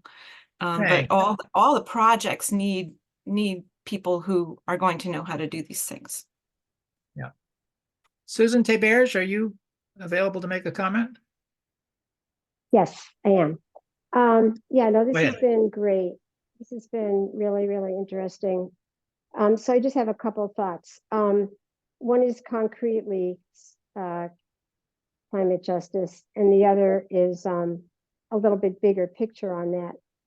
So, yeah, Tina, what you were saying about jobs, I think that's the other piece we want to really think about in terms of when we talk about environmental justice, that whole job piece is so important. And people here know all the stories, I'm sure, about building pipelines and importing people from across the country and all of that. So that seems really important. But the other thing I've been thinking about at what point this fits into the conversation, but I just wanted for a moment to put into context when people are making decisions about projects, the historical context that we're in right now. And certainly from my work in organizing, I think there's a lot of, well, people are terrified, of course, but there's a lot of discouragement about the climate movement and how, you know, slow it's been. Yes, we have some great things happening at the state level and here in Northampton because people have been organizing really hard. But I think outside of people that are engaged, there's a real sense of it's too expensive, it's too late, it's too complicated. And so I would like to suggest that when people are making decisions about a project to choose, that we also consider, this isn't so much a criteria as a framework, that what is it that will really build a just climate movement when we're doing this work, that will give people a sense of our own power as people to get things done. So that's just like, I think that would be really helpful. And I was thinking about this when somebody mentioned that people know, I think it was Jennifer who mentioned that people know about solar and they understand that it saves money and that it works. And so I think that kind of thinking might be helpful when we're choosing a project, especially, and here's where the justice piece comes in, if people who have means are fundraising to make clean energy and saving money through that clean energy possible. I think that is a really good thing to do right now, again, with escalating injustice. So those are my thoughts. Let's get green jobs and let's build the movement and let's pick something that gives people a sense of when the grassroots comes together, we can organize and we can win things. Thanks. Thank you, Susan. And I think we're now up to the point in our schedule where we're going to take a 6-minute break. And we'll be back in 6 minutes for a chance to direct some of our questions to our panelists from before. We have some questions already received by Therese, and you'll have a chance to ask new questions. So we'll see you back here at 4:06. And as Andrew said last time, be sure and get your eyes away from the screen and look at something far away, at least briefly. Okay, thanks. And thanks everybody for your fabulous participation. Both those who spoke and those who have been such attentive listeners.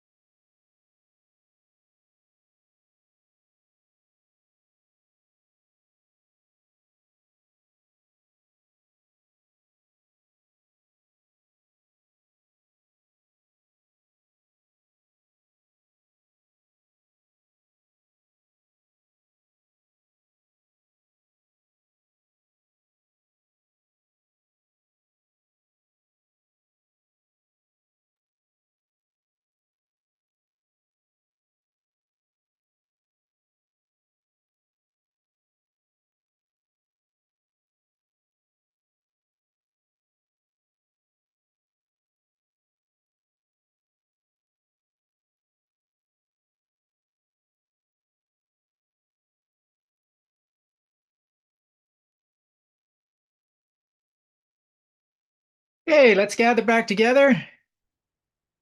Um, we have now about 45, close to 45 minutes for questions and answers. And I thought I might say just a word as I understand it.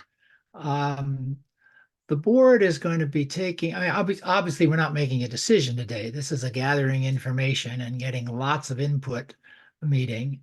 The board will be looking at everything. I'm sure they'll be listening to the recording to make sure they got all the ideas that have been mentioned. They'll be looking at the chat.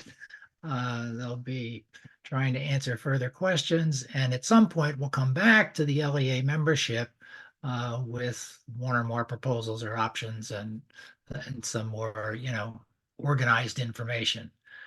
I'm reassured by seeing two board members raise their nod their heads. So I think we're not going to try to get this in categories. We're going to throw it open and we'll take some questions from the floor and we'll mix it with some, I'll turn to Therese from time to time with some questions that she's gotten in the chat. Most of these, I think, will be questions for one or more of our 5 panelists. And if you know who you want to answer the question, please say so. If it's just a question for any one of them that might comment, we can deal with that too. Bernard, take it away. I'll try without following exactly your instructions. I wanted to add to the other good ideas, at least throw it out. Maybe it's a question. Just a promotion of ground source heat pumps. These previously have been prohibitively expensive, but they're twice as efficient as air source heat pumps. And at least the ground loop, in terms of life cycle, will outlive many of our houses. I've recently learned that there's a company that has brought the small drilling rigs from Europe. That really makes this both affordable and practical to get into little spaces. They're called Dandelion Energy, working out of New York, but also Connecticut and Massachusetts. They seem to have financing to make it cash flow positive from the beginning. But again, the life cycle of that technology is very attractive. If we can get the price down and get some good examples, I think that's a good idea to work on. And that's not really question directed, but I'm glad I got it in there. Thanks. Great, thanks. All right, Therese, let's have a question or two from the chat. Okay, there's a lot. Some are complex and some are pretty simple. So I'd like to start with the simple question from BJ. This is probably to Tim. Where can one learn more about the energy spraying model from the Netherlands? Actually, the best thing to do is just to Google it. I don't have a specific source, but there's a whole website, and it's Energy, GIESPRONG. So I would just Google it. There's a website for it, but there are lots and lots of articles out there on the project. I mean, it's been happening for 20 some years. Tens of thousands of buildings have been retrofitted this way. Cool. I have another one I'd like to make sure we get a thought on. There was discussion about, again, in Tim's presentation about POA. I guess they were the owner of the Salem project, and Amy Stam points out that POA owns the Meadowbrook development here in Northampton.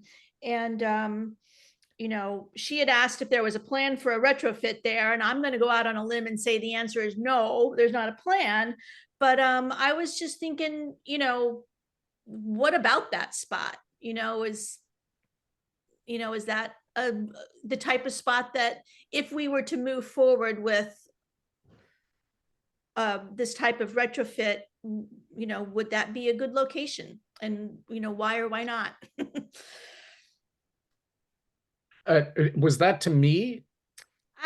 Yes, I guess, but I guess you don't know that. You don't know that location. Yeah, I'm not familiar with that location, but I speak to the head of, my client would be the one the person that I'm dealing with would be the one responsible for making those kinds of decisions. So her name's Julie Klump, and I'm going to be talking with her tomorrow. So I'll raise the issue. I mean, she may have they have plans for all of their buildings. I just don't know that one, but I'll certainly ask about it.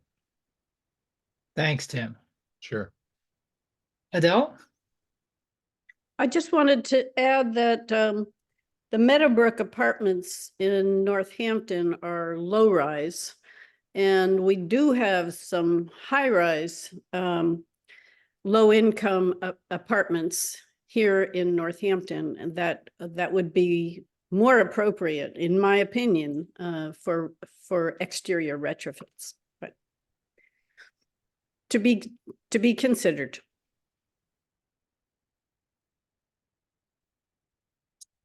Other questions for any of our panelists?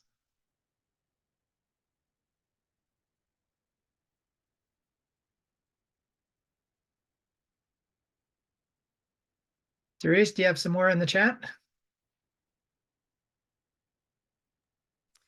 So I have information in the chat. I think it's gonna, for myself personally, take a little bit more time to look through. One of the themes that kind of came up is and I don't know that this is a question for anybody in particular, maybe for ourselves, for the LEA board, is will we be wanting to act in an advocacy capacity where, and I think Sally had mentioned, public education and alerting people to incentives, or do we want to take a more direct action approach where we, fundraise and maybe pay to have something done?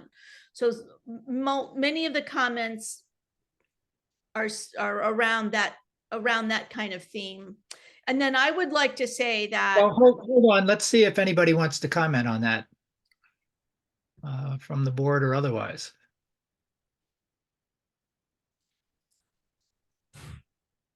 Okay, go ahead, Therese, and then we'll go to Eve Vogel with a question after your next one. I was just going to say that if I have not raised your question, it's not because we're ignoring you. There's just a lot of things, and so everybody should feel free to get their hand up and ask their own question. Yeah, feel free to ask, even if you put it in the chat. You can raise your hand and ask it. And if you have other thoughts and good ideas, keep sending those to Therese as well, because we'll keep a record. Eve, did you have a question? Yeah, I had a question. Just based on the discussion that happened when I was out on my walk, it really seemed like there was a compelling case that there's a real timeliness factor for the retrofit buildings. But I appreciated what a couple of you just said about sort of how does the selected project interface with people's perception and other things going on in politics. And I wondered if part of the idea of the solar project is there's such a push right now for solar rollout. Would investing in this solar project now be a way to sort of help divert solar from forest and agricultural land into, the parking lots in the developed areas? And could a local group sort of help that happen? You know what I mean? Like, so would, if LEA doesn't act, are we looking at far more development of solar that's completely led by, big landowners and big developers? Or is, so would part of the advantage of that project be that we provide an alternative vision of what solar could look like? Yeah, and any of our panelists, comment on that question. Specifically, is there a way LEA could tip the balance between solar going on forested land or better locations? Let's hear from Dwayne and then from Ben. Yeah, I don't. Yeah, I appreciate that, Eve, and certainly the role that LEA can take to demonstrate or pilot or move forward a more community-led solar project in the vision of the community. Certainly appreciate that and think that's really critical. I don't know if it's going to stop other developers, but it does offer alternatives. I think what's key here is not so much, I mean, part of it is the siting of the project, and it's not like projects aren't being cited on buildings and parking lots, but to support that effort. I think what's more important is really demonstrating how community leadership can lead a project forward to be proactive in developing a solar project, as opposed to communities being reactive to solar projects that developers happen to find and locate in their way of doing business. And part of that is developing and demonstrating more significant local benefits, economic benefits, particularly for those projects. Currently, solar projects that are typically third-party owned are the large proportion of the economic benefits to be had from these solar projects are leaving the local community. If we can lead efforts to do projects with local engagement, local financing, local ownership, then that sort of turns the proportions the other way completely. And it's not like those opportunities are lacking. They're just challenging, and the business as usual, and the way that, particularly before the IRA, has enabled the direct pay provisions to allow for municipalities, nonprofits, community groups to take advantage of the tax credits through a direct payment. The playing field has been unlevel in favor of the third-party financing and tax equity financing. So I think if LEA can be, amongst others, a motivation for communities and leadership for communities to be proactive in finding solar projects and financing of solar projects more locally, then that's a real important demonstration that can go a long way to sort of replicate that over and over again. Thanks, Dwayne. Ben had a hand up earlier, so I'm going to pick him next, and then we'll go across the top row in the order that hands were raised. I think this really piggybacks on what Dwayne was saying, which is because the IRA allows direct pay, nonprofit organizations can incorporate themselves as owners of a solar installation, and they can lease rooftop space just like the private corporations used to do, to get tax benefits and SREC benefits back then and all that stuff. So the same kind of structure, but now, of course, it doesn't have to be a for-profit company that does it. And this is one of the few places where you can tie it into social justice, in that community solar, real community solar, not the version that we often find, is something that can be possible. And with the right subsidies and the right, financing, et cetera, and again, LEA could be a way to kind of find that, you can offer particularly low per kilowatt hour rates to, say, people in some community who deserve it, basically. And so that seems like something where LEA actually could, be in ownership, but could do the project. Thanks. Tim? Yeah, I just wanted to mention that, because I hadn't before, the Rocky Mountain Institute, RMI, is really responsible for this uptick in deep energy retrofits. It's through their program called the Realize program. And their role is really about bringing parties together, building a pipeline of work, helping industry partners to kind of collaborate.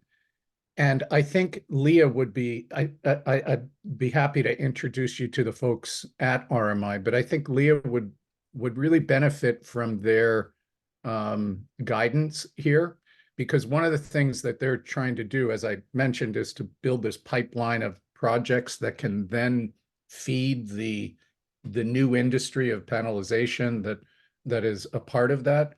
Is the first question is, how do you even start this kind of a thing?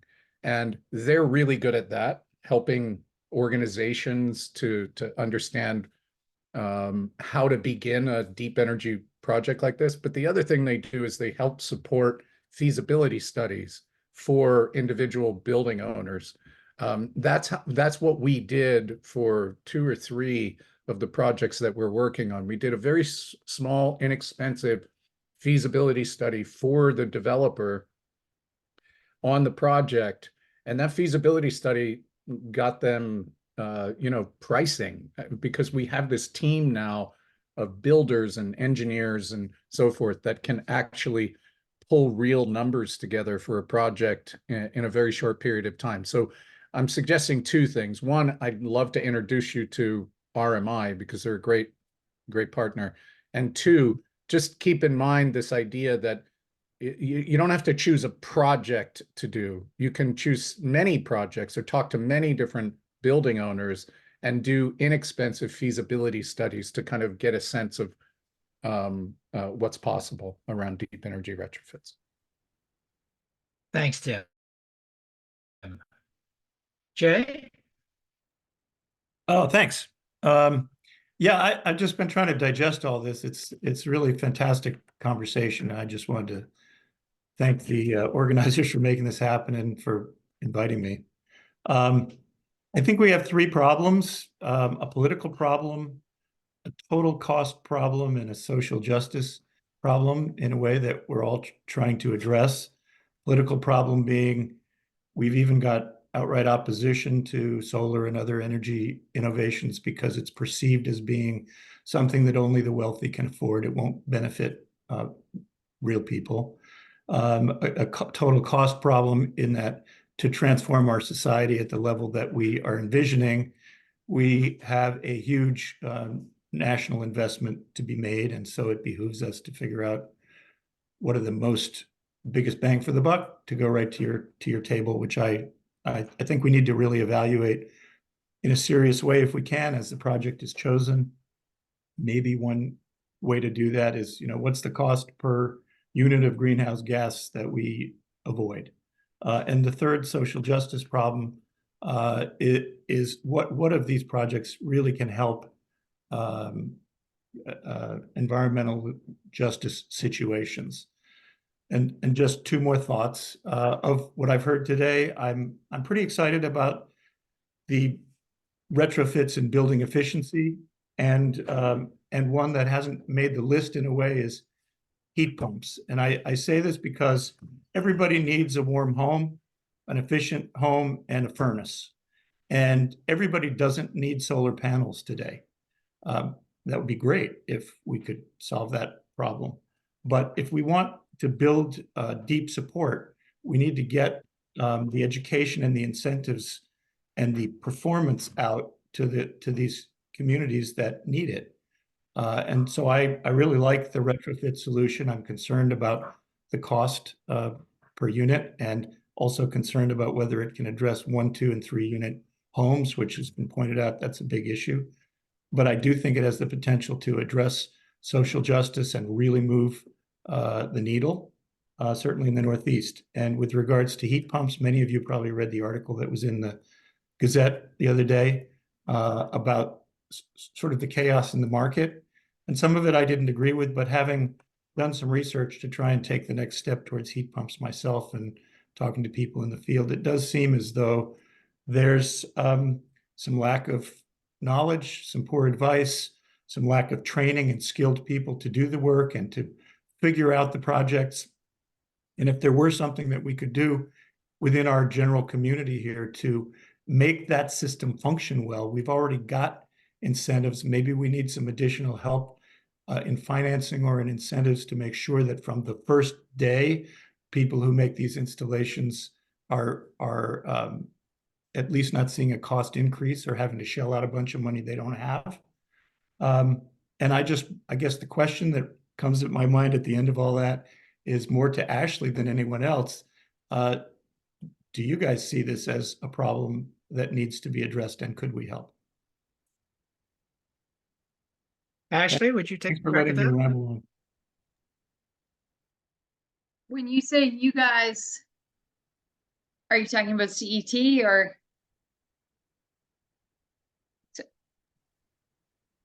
Jay? Oh, there you are, Jay. Yes, CET. Do you see this as a is it already getting fixed, or is it a priority that we could considerably affect? I think both. I think it's a huge problem. I think there's a lot of work to educate HVAC contractors to make sure that there's sort of a more universal message to kind of get a level kind of standard of competency across the field. So that effort is underway, and the Mass Save program is about to launch a pretty extensive heat pump support program that'll target both customers, commercial and residential, and HVAC contractors. So it's getting better, but there's still all kinds of mixed messaging out there. And, I hear all the time that, people want to do things, but don't know where to start, and went out and got quotes for heat pumps and got 3 dramatically different quotes, different sizes, different prices, and are stuck. So certainly could be something this group chose to take on. But. Thanks. Sally, let's go to you. Lots of things floating around in my head. I have put in the chat some information about the Mass Clean Energy Center's Building Electrification and Transformation Accelerator, or BETA program. Did you guys cover that? No. Okay.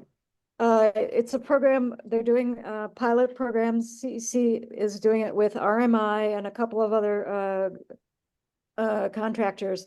And it really seems from the website that it's an extensive opportunity, extensive planning. They not only plan, they look at financing opportunities. I think that sounds like they guide the process. So I've got I put in the chat a link to the commercial and multifamily building website for that. They also have a website on Mass CEC for that BETA program for nonprofits, including municipalities. The Energy Committee in Montague has just been contacted by the Gill Energy Committee, and we're talking about approaching the school district, the school board, about getting them to talk to Mass CEC's BETA program about looking at school decarbonization, school building decarb. So I think it really looks like a pretty comprehensive opportunity to point people to get really hands-on guidance and financing and so forth. I also put in the chat that, as people probably know, the Green Bank in Massachusetts has been, I don't know where it is in the process, but it was announced this last year by our governor that it's going to focus on affordable housing. Once that gets up and running, that's going to be a source of probably lower cost financing for affordable housing. So that's an opportunity for for economic for environmental justice around this issue of building decarb. Also, one idea that came out of the Montague solar plan was that people could consider, let's say or a commercial building or even an individual home where you don't use as much electricity as you would have the opportunity to put PV on your rooftop, and you could look at sharing some of that solar, and LEA could bring that idea up that people could look at opportunities for sharing solar with low income housing, for instance. I don't know how the process would happen, how people would be chosen, that kind of thing, but just throwing out some ideas. Thanks, Sally. Steve? Thanks. This discussion has been really interesting. I think LEA might consider looking for projects where they could get a crowd of donors to support community EJ related activities. And the second thing is, I wonder if anybody could speak more about batteries, because it sounds like batteries are wonderful but expensive. And is there any way, how would LEA or others be able to deal with more effectively with building battery storage? I'm done.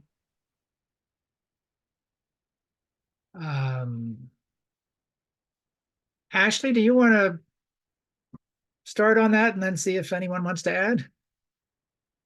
Sure. Yeah, I mean, I think Bill sounds like he has the most kind of hands-on experience with installing batteries in homes. So I mentioned in my presentation the funding sources that I'm aware of that we have available, which isn't a whole lot. It's the Mass Saves pretty modest Connected Solutions program and the IRA tax credit.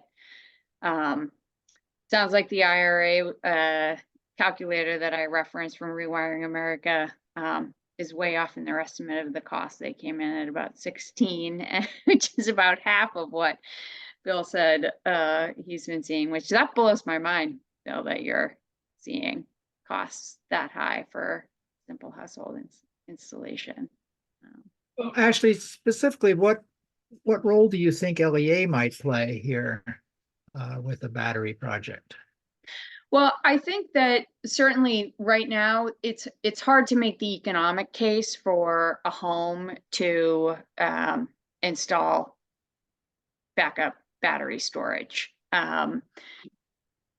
I think you're only doing it if you're interested in being a part of like building out the future kind of smart grid. I think until we have time of use pricing, and I put this in a comment, the economics for a household aren't great. It makes a lot more sense from the utility perspective. There's a very strong case for utilities to want as much battery storage as we can, but it's a little bit harder. So if as a group we are interested in a smart, resilient, dynamic grid, and so I think where money is needed is in buying down that upfront cost to households in order to incentivize them to go for it, because what's available just with Mass Save is not like it doesn't pencil out for customers unless you really, really value backup battery storage, which, right now, today, our grid's pretty reliable. So there's not a ton of value there. All right, thanks. Bill? I had a question before, but I'll address the battery thing since Ashley pointed at me.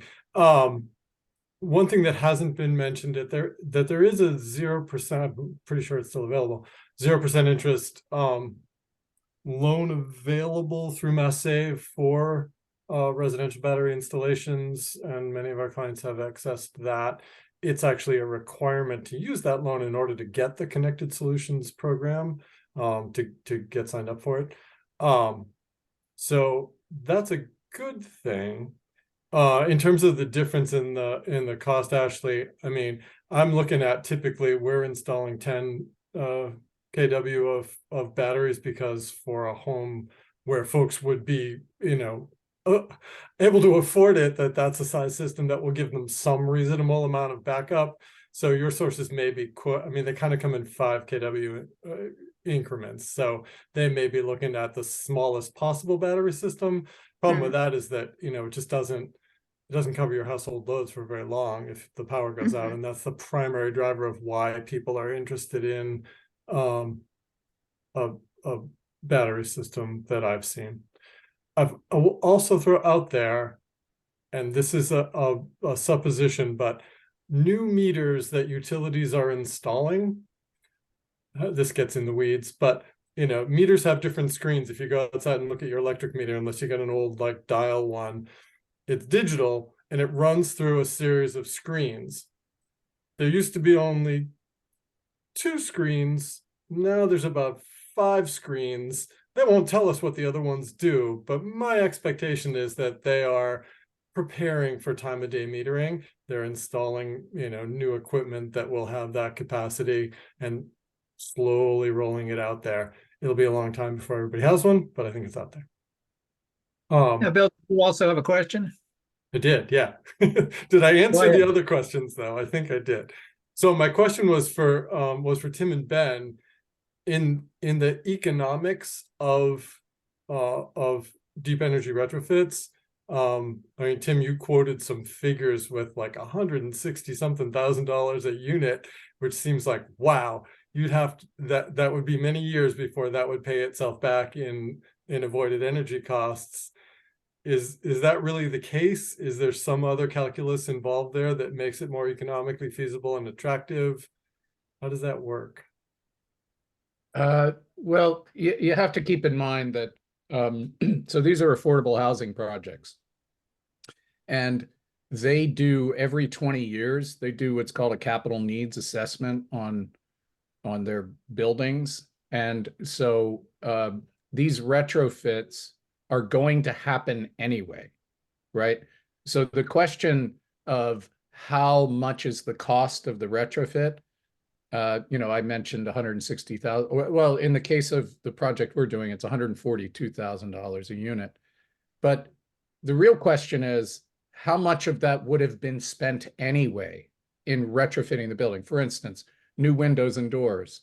The project we're working on right now, there's leaking happening almost through every single window at the head of the window. So there is, we haven't kind of backed out what a typical retrofit budget would be and how much more this would be in order to kind of tackle the energy questions. So that's number one. Number one, you got to really keep in mind that buildings require retrofits no matter what.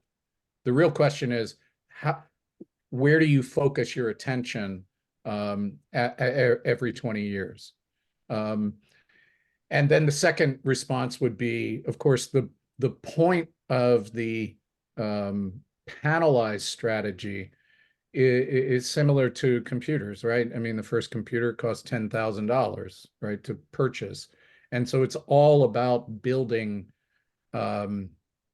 scale and bringing costs down, because you're not putting one window in at a time. You're not putting one. It's a modular, industrialized, panelized solution. So there is the possibility of cost compression over time. Best I can do for you, Bill. So Bill asked both Tim and Ben. Let's hear from Ben, and then Tim will come back to you if you had another question or comment. Ben? So I mean, I think what's interesting is the same thing that Tim's talking about on a large scale of a single building, you know, that's a large multifamily, it kind of has the same impact or the same structure on these single family homes or, you know, quadplexes or whatever. Usually, first of all, the biggest expense has nothing to do with the energy savings. It's always fixing the leaky thing, that's the rot and the mold and the health things and all these other things that you either should be doing or, you know, would be doing anyway, might get sued for not doing. So it's about layering in and then making more efficient the marginal cost of adding high efficiency. So an example that had I given myself time pacing wise in my presentation, a big opportunity is lead abatement. Lead abatement is tremendously expensive, has to be done in many cases, by law. And one solution is to expensively take all the lead off, and then you're stuck with the building that's the same as it was before, but now you have to paint. Or you can cover it up and bury it such that the lead will never affect anybody ever again. And if you bury it in big, thick insulation, then you're also getting some sort of insulation benefit. And in the case of windows, you having to replace those windows. So if you do it, is again, time it for this whole wall section, and unfortunately things often do have to get phased. But the marginal cost of the energy saving part usually pays for itself actually really fast, because it's all these other things that you have to do that are the big expense. All right. Tim, did you have a earlier comment or question? Yeah, I had two really quick comments. The first was the kind of tie solar and deep energy retrofits together, because you gotta remember that, at least the way we look at buildings, solar is the last thing to think about. Why? Because if you retrofit a building to passive house levels, you're probably looking at between 50 and 75% energy reduction. And so you don't want to put, you want your solar to be aligned with the energy consumption of the building. So you don't put the solar on before you retrofit the building. The point is, the envelope is the most important thing from a long-term perspective. If you have a really inefficient building, but throw a bunch of solar on the roofs, that's a really silly thing, because you're probably putting twice as much solar as you need to on the building. So all I'm suggesting is building envelope first, then we talk about renewable energy generation. That was one point. The second point is this, that I'd be happy to come back and give another presentation on a project that we took on in 2013. Very long story short, it's about policy and the effect, and this is about LEA and where LEA has, in my opinion, the real power, and it's in policy making. We approached affordable housing finance agencies in several states around the country, and we asked them to do something very simple, and that is to put extra points in their QAP. Those of you who don't know about how affordable housing gets funded, I won't go into it, but long story short, it's a really competitive process to get these tax credits, and it's a point-based system. And so we asked the housing finance agencies to just incentivize people to build to, in our case, the passive house standard, because that's the gold standard, as far as I'm concerned, the only standard to move towards. And they did it. And what we found, and this is what I could present, what we found was the cost difference between a typical new construction affordable housing project built to code versus one built to the passive house standard. There was a 2% premium for that. And so we took that to many different housing finance agencies in the country, and that has really elevated the direction of high performance buildings and affordable housing. So my suggestion to you guys is talk to your housing finance agencies, both municipal as well as state, but also talk to the zoning departments in your neighborhoods. I mean, in your municipalities, because you can incentivize people to do this. For instance, from a zoning perspective, for instance, in Philadelphia, they gave us a density bonus, more units per acre of land, if we would put a green roof on our building. You could do the same thing for energy efficiency.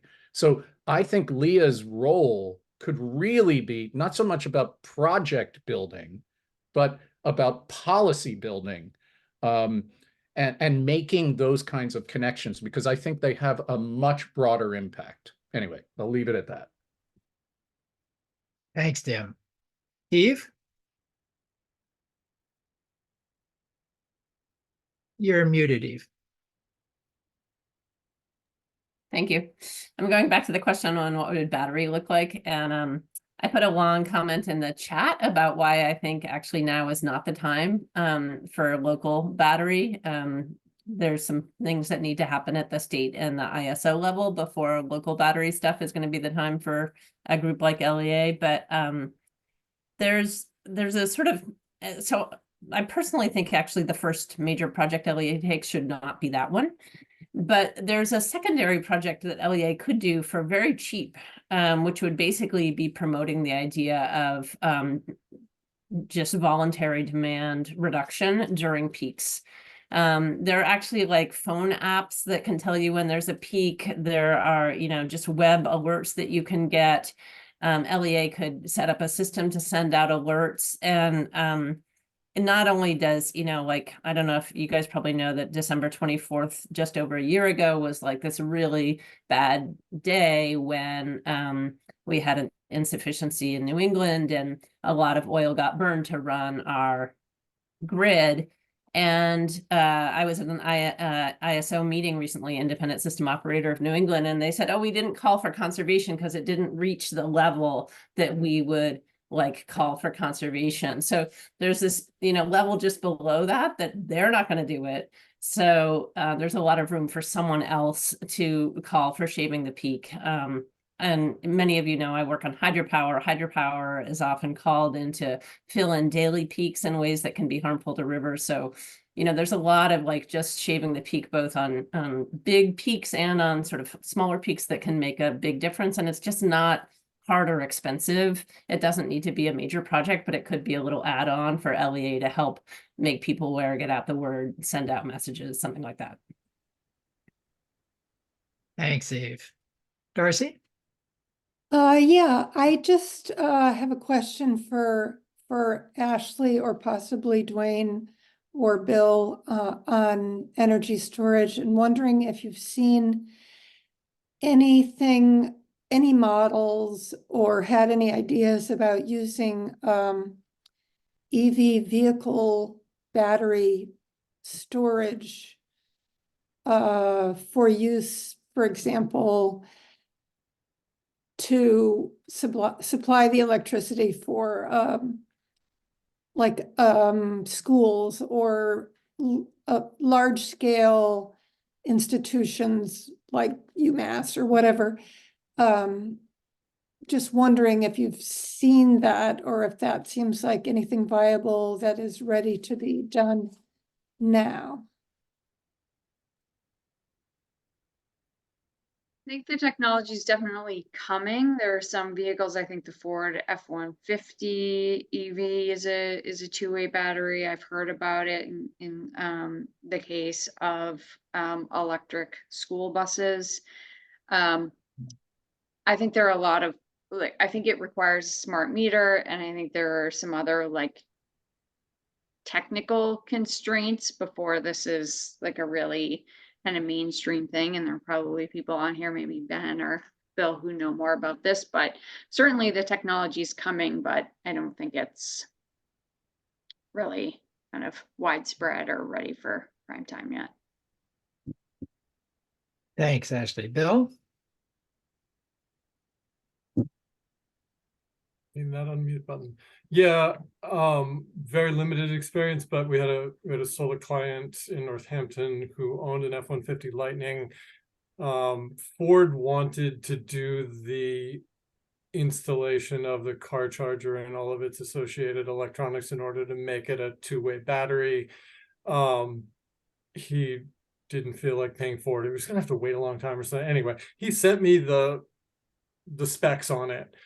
Phenomenally complicated, and I can't even we decided not to go ahead with it because PV Squared wasn't willing to jump into that electrical mess. So we didn't actually try to permit it through the utility, but any battery installation has to be permitted through the utility, and I can only imagine the chaos at Eversource if we or National Grid if we asked to interconnect this to their grid. They would their hair would blow off. Ashley's nodding and laughing. So yes, it exists. Yes, it's super complicated, and very, very limited in in lots of, however many solar installations in a year. That's the one time PV Squared has had that request or seen that. Dwayne, something to add there? Yeah, great. Thanks. And Darcy, like you're thinking there, and been thinking along the same lines, to the extent that I actually do have a project that I'm working on now with a group of students and UMass facilities to look at, again, not today or tomorrow, but in the 2030, 2040 time horizon, when we have thousands, at least hundreds, if not thousands of EVs coming to campus, as we do now, internal combustion engines, vehicles coming to campus. And, my sense is that the last thing, the university wants to do is promote energy charging of those vehicles in the middle of the day when their demands may be peaking.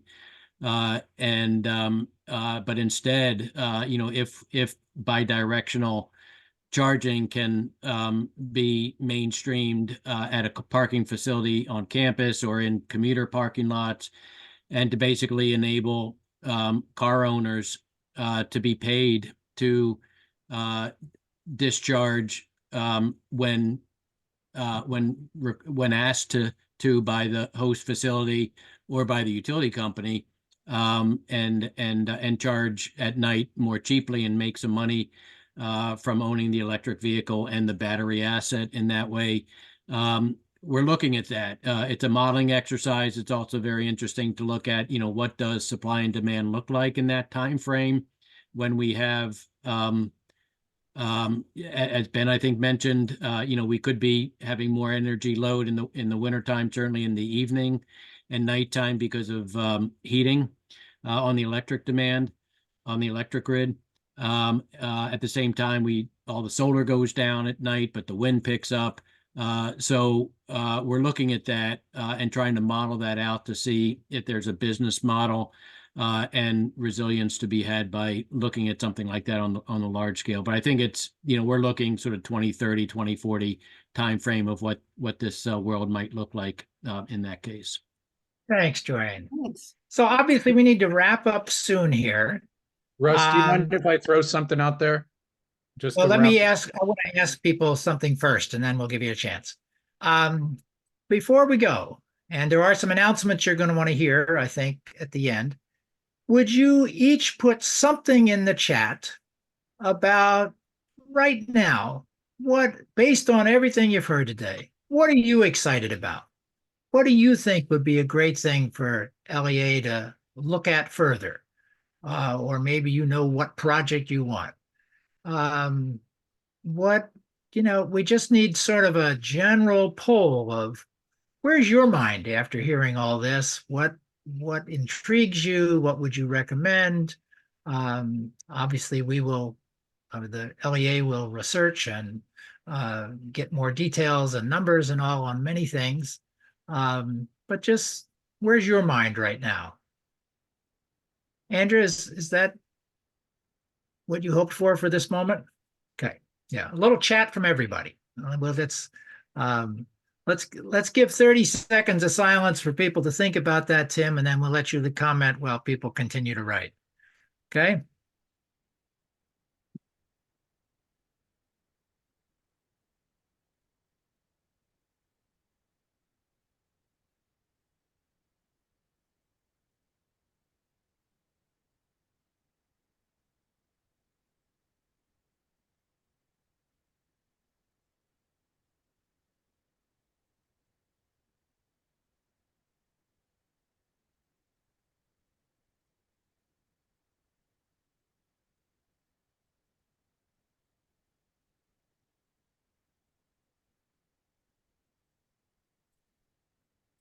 All right, please keep writing if you have more to say or haven't written yet. But Tim, why don't you go ahead with the comments you wanted to make? I just wanted to kind of close that discussion around V to G, vehicle to grid, bi-directional charging. I threw it in the in the chat, but I went to the first ever kind of installation of a V to G project in Boston, actually in September. I put the name of the company down there that's doing it. So those of you who want to look into bidirectional charging and the state that we're in right now, like what's possible, what's not, that's a great company to talk to. Great, thanks. Hey, Darcy, I think I'm ready to pass it to you for brief description of next steps and upcoming meetings and Yeah. how else can we be involved? Well, we want you to, if you are not already on our mailing list, make sure that you get on the mailing list. And we're also going to have we have a general meeting once a month on the third Tuesday. So our general meeting for January is on the 16th at 7 p.m. on Zoom. And we're assuming that we're just going to be continuing this conversation at that meeting. So we hope that you will join us to do that. I doubt if we'll be making a decision at that meeting, but we will be continuing the conversation. So I hope you can all make it. Is there anything that I have forgotten?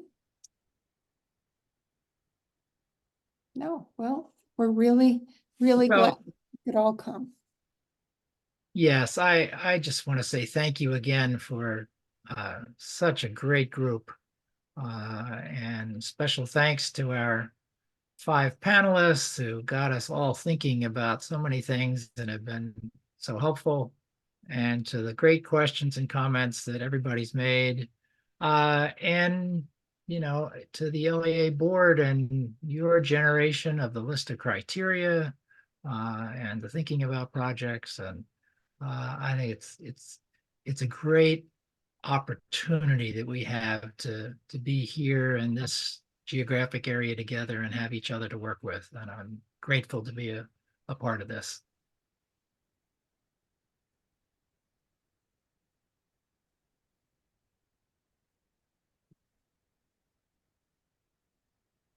There it is.